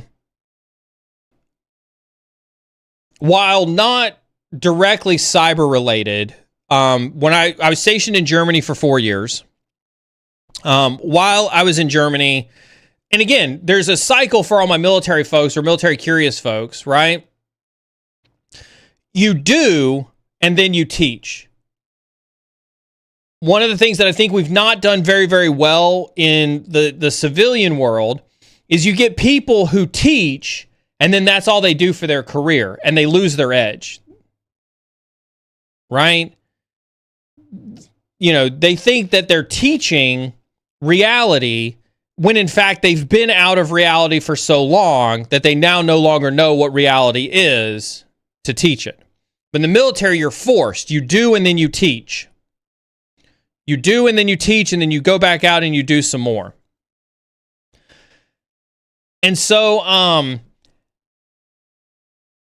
when I first got to Germany, I was part of a combat unit where I was doing combat cyber at the time. I can talk later about like what combat cyber was at the time.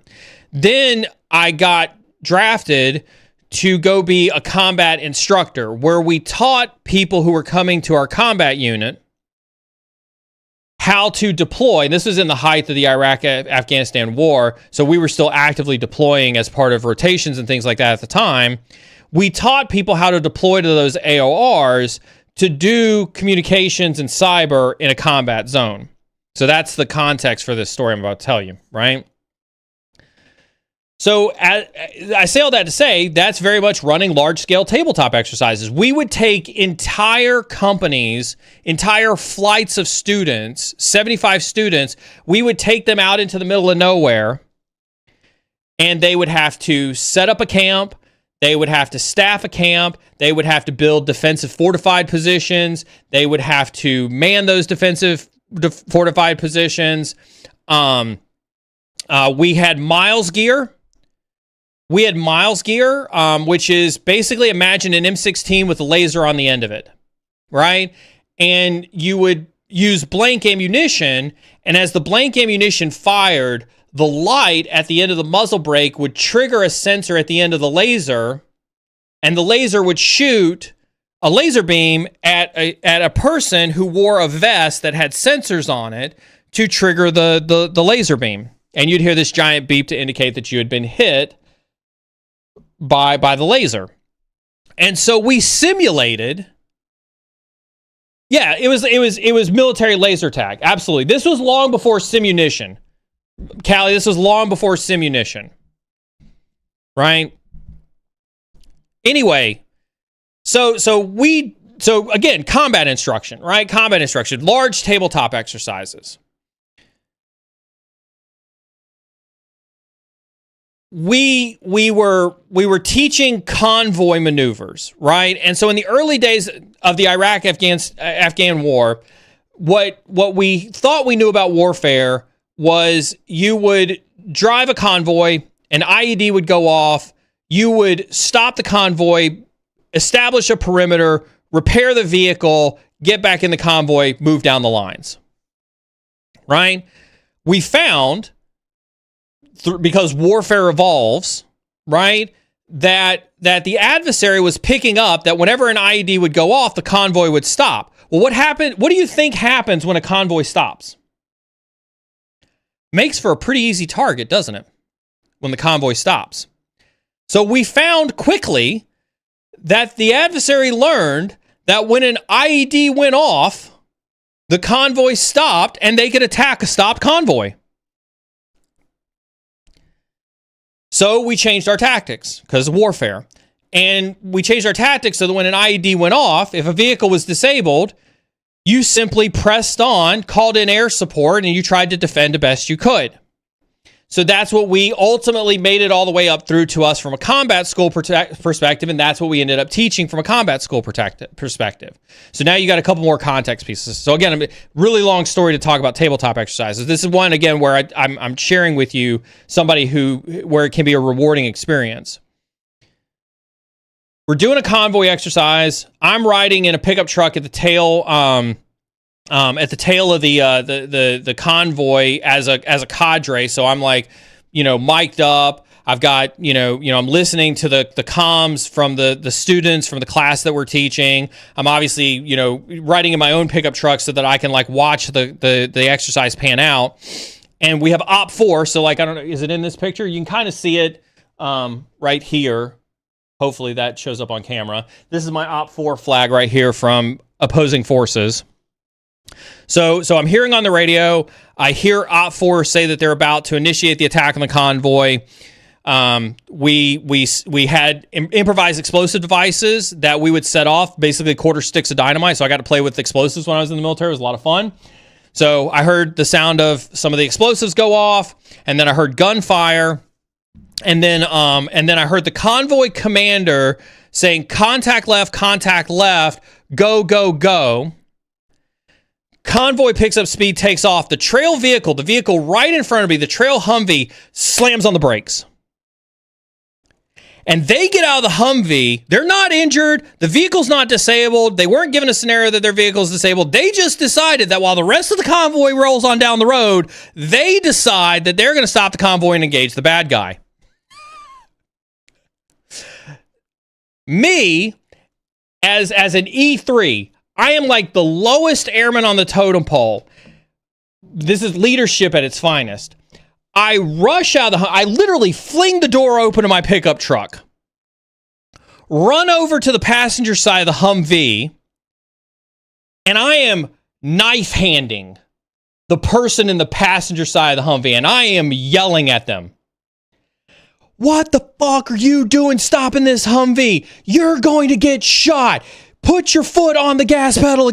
I'm just like knife handing. And then all of a sudden I glance down and I look at the shoulders of this person I'm knife handing, and it's a captain, an officer. So here I am in E3 yelling and screaming and knife handing an officer of the United States Air Force. They put their foot on the gas pedal. They run back up there. I get back in my truck. And I'm on the other radio with the cadre calling my senior NCO being like, hey, boss, I got to chat with you when I get back to camp. I done messed up. Anyway, long story short, I get back to camp. I tell my senior NCO what happened. He's like, hey, it's all right. You were doing what you were supposed to be doing. We'll figure it out when we go to debrief at the end of the night. Comes around to midnight. That's when the shift change was. We all as a cadre team go into the command tent at night.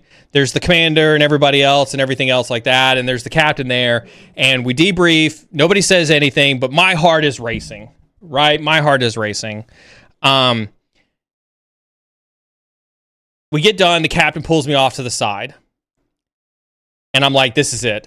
I was like, this is it. I'm so done. I'm so done. He pulls me outside and he says, Airman Bridges, he says, I just want to thank you for what you did out there today.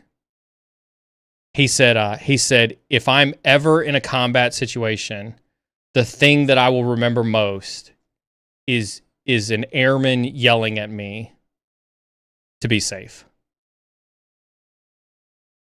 And so I know it's an extreme example, but if you conduct a tabletop exercise the right way and you get people to learn, they will remember when the time comes. And so it can be a rewarding experience to do tabletops.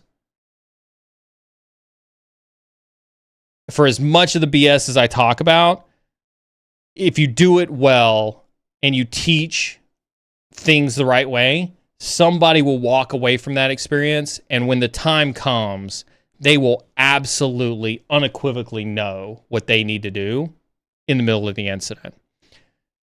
And so you're doing great work by conducting tabletop exercises. Good on you for putting it together.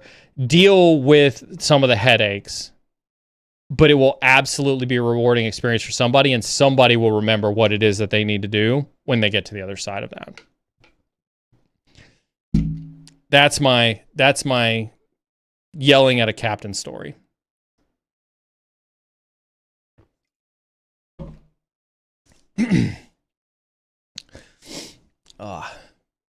I will never, ever, ever forget that.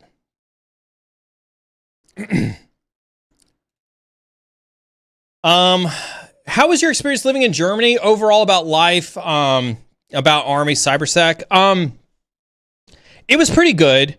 I was fortunate enough to be able to have the option to live on the economy. So, I took the opportunity to, when I got to Germany, I got an apartment in downtown K-Town, outside of Ramstein. I lived 100% on the economy. I paid bills to a German utility company. I bought my groceries from Aldi. I went to the restaurants, and that's ultimately how I ended up learning German. Was getting, I mean, sure, they spoke English. It wasn't like they didn't speak English, but I made it a point that if I was going to live in their community and I was going to shop at their grocery stores and I was going to go to their restaurants, I was going to try to learn the language. And so I got pretty fluent in German at the time. I'm not even saying that I am now. Like, it's been years since I've left that place. And so like I pick it up every now and then, and I can understand it, bits and pieces of it here and there. But at the time I was speaking fluent German, living on the economy. It was pretty good. I'll give you some interesting experiences that I had at the time. So I was in Germany from 2003, 4, 5. I was there from 5 to 9, 2005 to 2009. And I had lots of experiences that I could share with you. One of the ones that I remember the most. So I was how old was I? I was late 20s at the time when I was in Germany. And I can remember, this was long before the Uber Eats, craze that is now, and DoorDash and things like that, but they still had delivery in Germany. But it was wild that like most deliveries stopped about 8:00. And I can remember being awake on some late, so like I was playing World of Warcraft, shocker, I know, I was playing World of Warcraft at the time, and I was part of a guild that was raiding Molten Core for all my WoW nerds out there, but the guild was on the West Coast. And so I would go to bed relatively early, and then I would wake up about 1:00, 2:00, 3:00 in the morning to raid Molten Core with a West Coast American raiding guild. I know, super nerd. It's all right, I admit it. But I'd be like, man, I could really go for something to eat. And nobody would deliver. And I used to think that it was because it was like 1 or 2 o'clock or 3 o'clock in the morning that nobody would deliver. So then I started to like say, well, like, okay, well, let's like order something at like 10, 9, 11, something like that. Nobody was open. Nobody would deliver late. And so I remember thinking like, man, I can't even get up and go to McDonald's at 11 o'clock at night if I wanted to. Like, there was nowhere to get anything to eat that late at night. That was one of the experiences I remember. Food, I mean, listen, the food was the best. People were generally respectful so long as you respected their way of life. Listen, they knew they had an American military base in their backyard. But whenever I would go to the local bars, or I'd go to the local shops, or I'd go, interact with the community, if you respected them and respected their way of life, they were hyper respectful of you. I never had issues that folks talk about when they talk about interacting with the community. It never happened for me that way. So I think, like, generally speaking, my experience was really, really good. I enjoyed it. Yeah, exactly. Common courtesy. Yeah, exactly. Like, it was. But I mean, listen, like, we say that as if it's common sense. I don't think it's as, I think we've all learned common sense isn't common. Right? And I apologize on behalf of anybody who has ever had a bad experience with a United States service member overseas. I know a lot of us are very immature, but it's not the standard place. And if you're a young airman or soldier or Marine or sailor overseas, respect is a two-way street, right? You have to give it to get it. And I know that you're very proud to be in the military, and I appreciate that you're super proud to be in the military. Understand that not everybody is required to have your same level of pride in the military, and that includes the countries that you happen to be visiting while you're stationed there. And I think sometimes American soldiers forget that. And so let me be the first, if you've never heard it, to apologize on behalf of any soldier who has not treated your country respectfully. I tried to do the best of it, and I had pleasant experiences everywhere I did so. Cyber ties. As a cyber intern, I'm interested in talking to our CISO. I'm very new to the team, so I'd like to make an impact to talk about first, but also just want to get to know him, his leadership, to be honest. Should I ask a team member for an introduction? And do you have any general advice? Maybe some questions you wish team members would ask you as a CISO? Absolutely. Great question. Great question. So you should never have to ask permission to have a one-on-one with senior leaders. Let me say that. If the culture of your organization requires you to get 19 chains of approval to talk to senior leadership, I would argue that's a terrible culture. Right? I'm not saying don't respect the chain of command. Right? You should always respect the chain of command. But if I was back at one of these Fortune 100 companies I worked at as a CISO, and I happened to be in the cafeteria, and Cyber Ties, I saw you, and I was like, hey Joe, how's it going? How are you liking things at the SOC? And you're like, hey, I'd really like to get on your calendar, but I'm waiting for, Bob, Nancy, and Jane in my chain of command to approve a meeting with you. First and foremost, I'd make sure you knew who my assistant was, and I would say, you go get on my calendar right now. After you get done lunch, go get on my calendar right now. And then I would go find those people in your chain of command. I'd bring them into my office, and I'd be like, if you ever put roadblocks between anybody on your team and a meeting on my calendar ever again, I will find a way to get you out of this organization. Like, at no point in time should anybody be putting roadblocks for you to just have a conversation with senior leaders. It is critical to your career growth to be able to interact with the senior most leaders in your organization every day of the week. And so if you don't feel that, I'm sorry. Right? I'm sorry.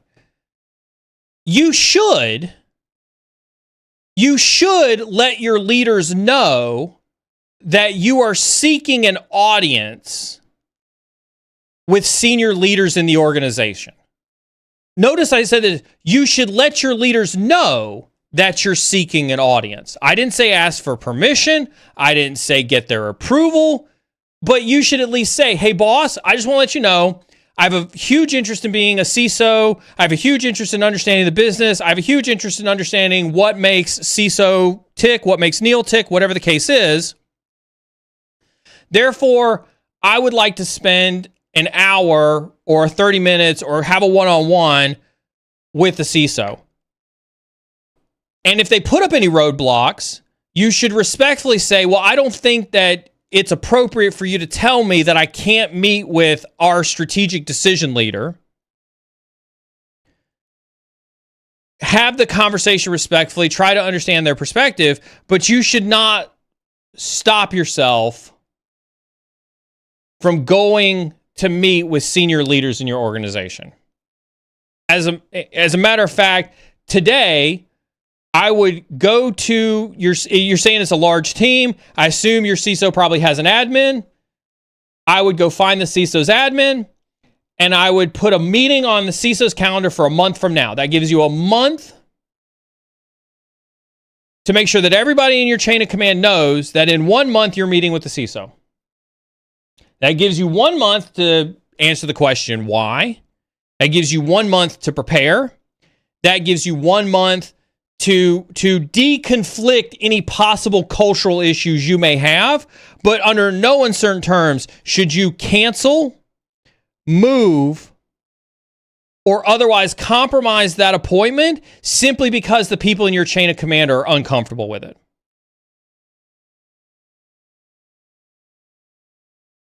So first and foremost, yes, please do that today. You want something to do today as an intern? Find the CISO's admin if they have one and go get on their calendar for 30 days. That way you're committed. That way the CISO is committed. And that way you have 30 days to prepare yourself for that meeting. Now, how do you prepare for that meeting? That's an excellent question. Let me answer that question for you.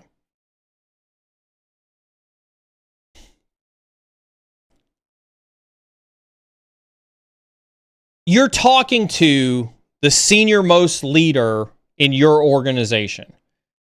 When I was at Abbott, I was 3 down from the CEO. The CEO from a $100 billion company. The dude rakes in $20 million a year for salary. And I was 3 away from him.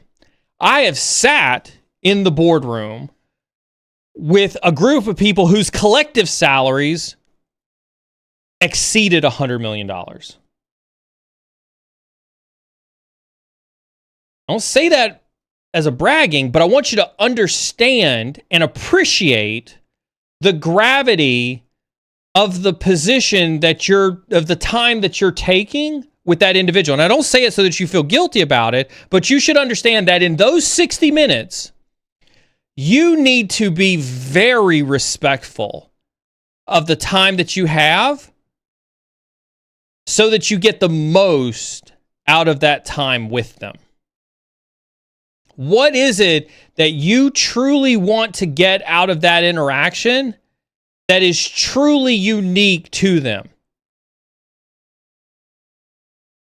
Do not ask them, and so how does that manifest itself? Don't ask them, what cert should I go get?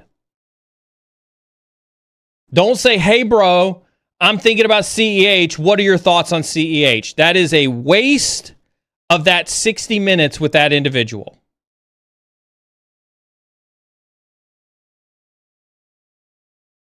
Right? Put the time together to ask the questions that are relevant to that CISO's unique position and unique knowledge that you can then take away, that not just drives your career, but helps drive your day-to-day. And now, I'm not saying ask him, hey, I got this ticket the other day for this phishing campaign. How would you have executed that phishing response? That's not what I'm talking about either. Exactly. Big picture questions. If I'll give you an example, because I love examples, right? I was at an organization where there was an incident where scammers they had successfully compromised the help desk to get to the CFO's retirement account so they could try to scam money out of the CFO's retirement account. And then it proceeded to take us 3 years, once we identified that MFA on their account would have protected it. It took us 3 years to get the organization to deploy MFA. 3 years. After a significant incident impacting the financials of a multimillionaire's retirement account, 3 years to deploy MFA. A great question for that CISO would have been, can you explain to me the politics and the strategy involved in getting MFA deployed in our organization so I can understand why it took us 3 years after an incident? Do you see how well thought out that question is? Do you see how getting the answer to that question can help you understand the business challenges in implementing cybersecurity controls? And now the answer to that question could then turn around and inform you as an intern maybe how better you can position cybersecurity controls to be more successful when you're recommending them. Maybe you'll understand better when you're dealing with that business unit why they can't simply change their 8-character password to a 14 million character password that includes some crazy mathematical formula that only eCurve can solve in the password policy. Those are the types of things that you need to be thinking about when you're interacting with somebody at that level. You have to draw the lines between you seeing the eyes of the enemy on the day-to-day basis on the front lines of the SOC versus the decisions that he or she needs to make at the strategic level to get the business aligned with security goals.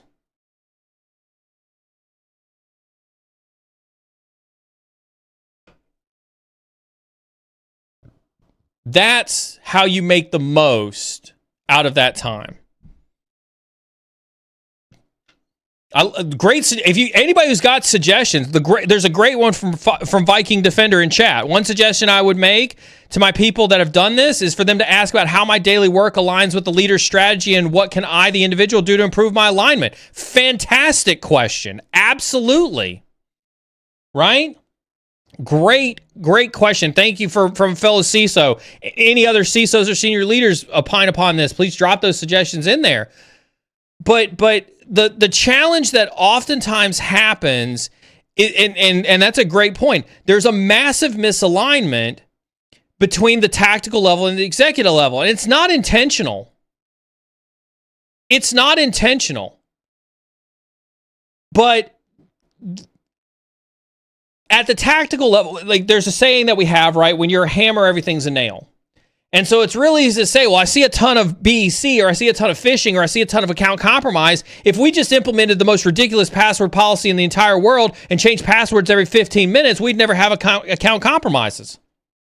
If we just did YubiKey or FIDO, we'd never have any account compromises. Why doesn't the CISO just do this? And so now you're at the tactical level thinking it's so simple to stop password attacks. When in reality, that may not align strategically for a lot of reasons.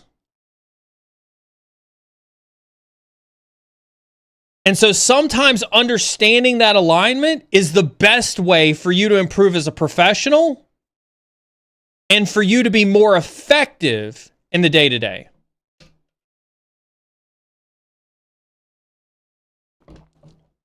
Fantastic question, Cybertize. And I do appreciate, Cybertize is one of those that we did the mentoring session. He redeemed his channel points, did a mentoring session, and we had him on. He was kind enough to come on air and do the mentoring session live. That was a great episode, and I do appreciate that. Another question on the same vein. Would asking what current projects they're working on be a good question? Yes and no. Yes and no. If you don't know the projects that your CISO is working on, I would say you have an organizational problem.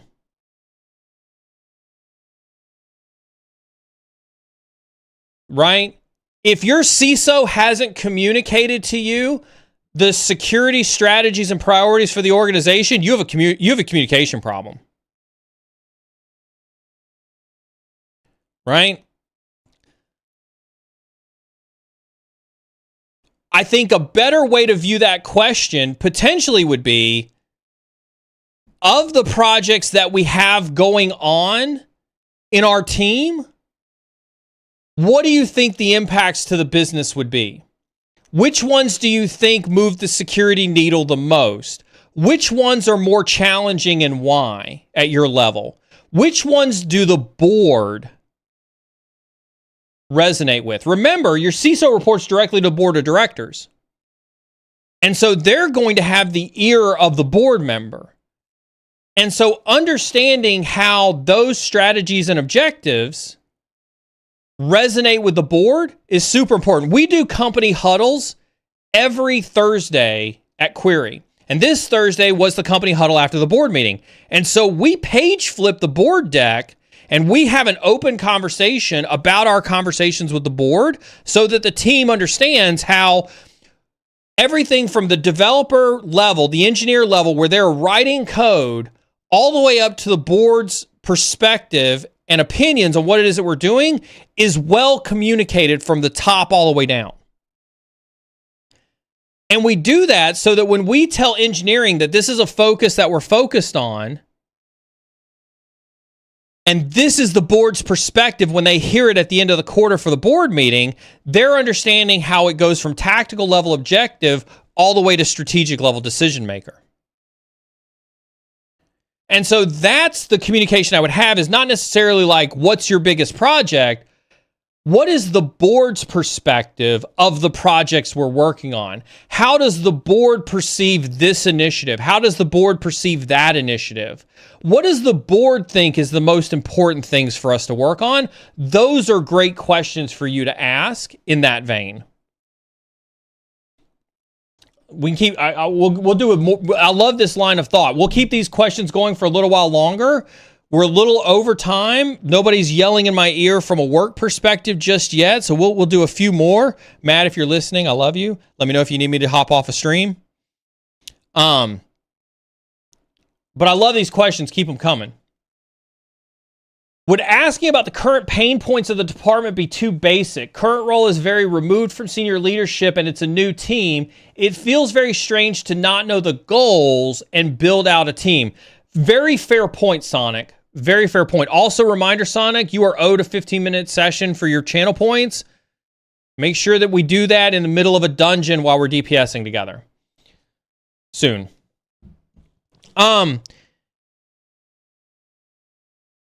Part of getting time with senior leaders, let's have a small lesson in corporate politics as well, right?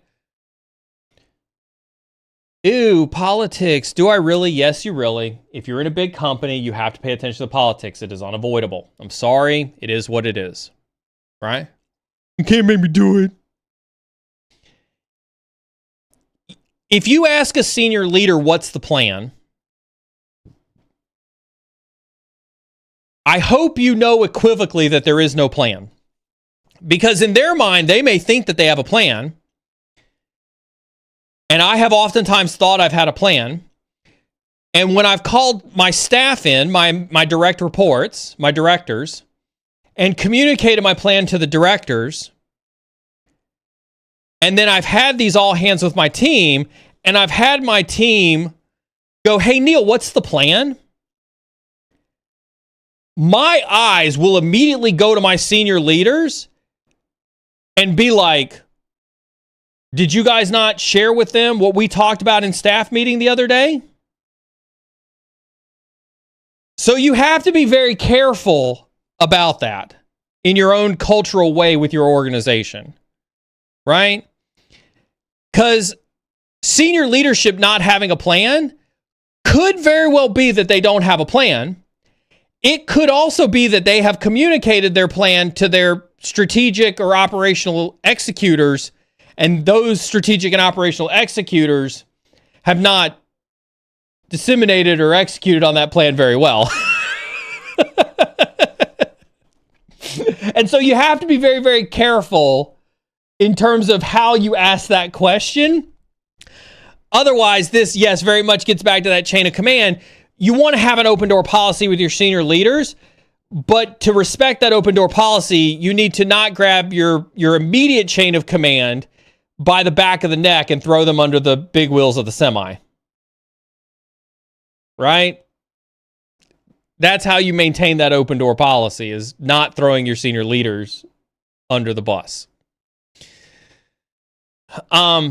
Yeah, thank you for that. Thank you for that clarification, Sonic. I think that's a fantastic question to review with your immediate supervisors before you take it up with senior leaders. And I do think it's important to understand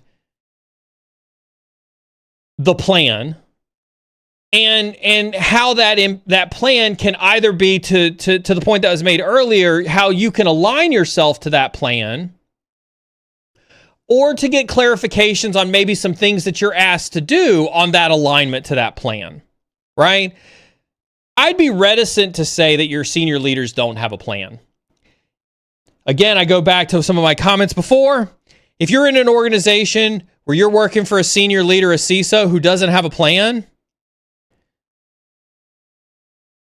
insert meme of everything is fine. Insert the everything is fine meme. I'm sorry for you. Good luck, have fun. Right? It's uncommon. It's uncommon that the CISO doesn't have a plan. I've worked with a ton of CISOs. It is rare that the CISO doesn't have a plan. Typically what we see, alignment is one of those corporate words that I absolutely hate, but it is a very, very apt word. Typically, there is a plan and a lack of alignment. It's either a lack of alignment with the business, who is the receptor of the plan, or a lack of alignment with the team, who is charged with executing the plan. I'll give tons of credit to Matt. Matt frequently has alignment meetings with the C staff, right? And he opens up the meeting with, I just want to make sure we're all aligned. And that's how you know it's an alignment meeting. The words out of his mouth are, I just want to make sure we're all aligned. And typically in corporate speak, the first reaction is, oh shit, we're not aligned. If the senior leaders are coming to you being like, I just want to make sure we're aligned on the objectives, you're going, oh shit, we got out of alignment somewhere. What happened? Right?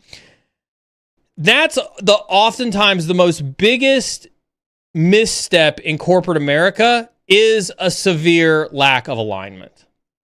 And so as you're asking that question, Sonic, make sure that you're working through your chain to ensure that there's consistent alignment so that you can get to the top and try to understand where that breakdown of alignment may have happened.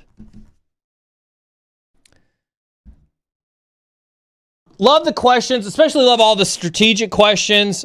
Keep them going.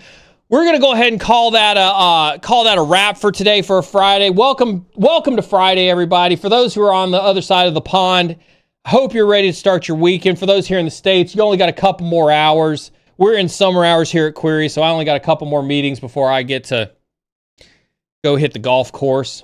Make sure you do tune in to my social media. I did have the camera out today filming, yesterday filming some of my golf stuff as a precursor to checking a couple of angles as I bring you a golf stream, much to the ask of some of the folks on this channel. Make sure if you did receive a sub today, you go take advantage of being inside a Discord, go into sub chat. I was hanging out in sub chat last night. If you see me in sub chat, that's basically free mentoring. Hop on over into sub chat and come chat with me over on sub chat. You get to spend some time with me, hanging out over on sub chat. I'll probably be in there tonight.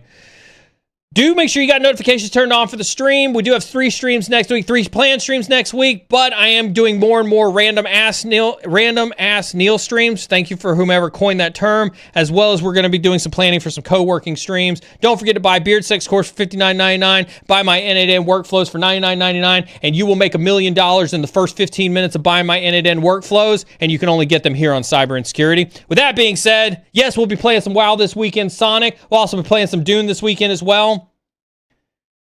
Dune, sleepers have awakened. Y'all are awesome. I absolutely love every single one of you. Cybersec Mom, Fixit42, Sonic, Cyberties Inebriated, Beardsec, Net Frazier.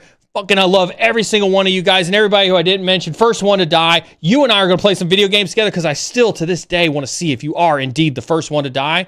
You all are awesome. You guys make my day. You guys make my week. Whether you're on the red side or the blue side or still deciding, keep learning, and we'll see you next week.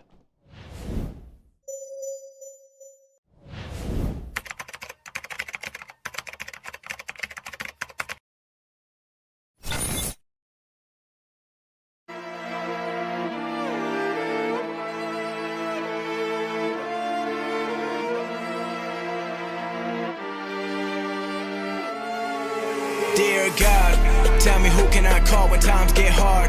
Can you take some of this weight off of my shoulders before I fall? Dear God, know you're trying to just make me stronger than the rest. Can you send a sign just to let me know that it's worth it in the end? Dear God, ayy, feel like I'm being tested. Lately I gotta expect it, wondering if you're gonna send me a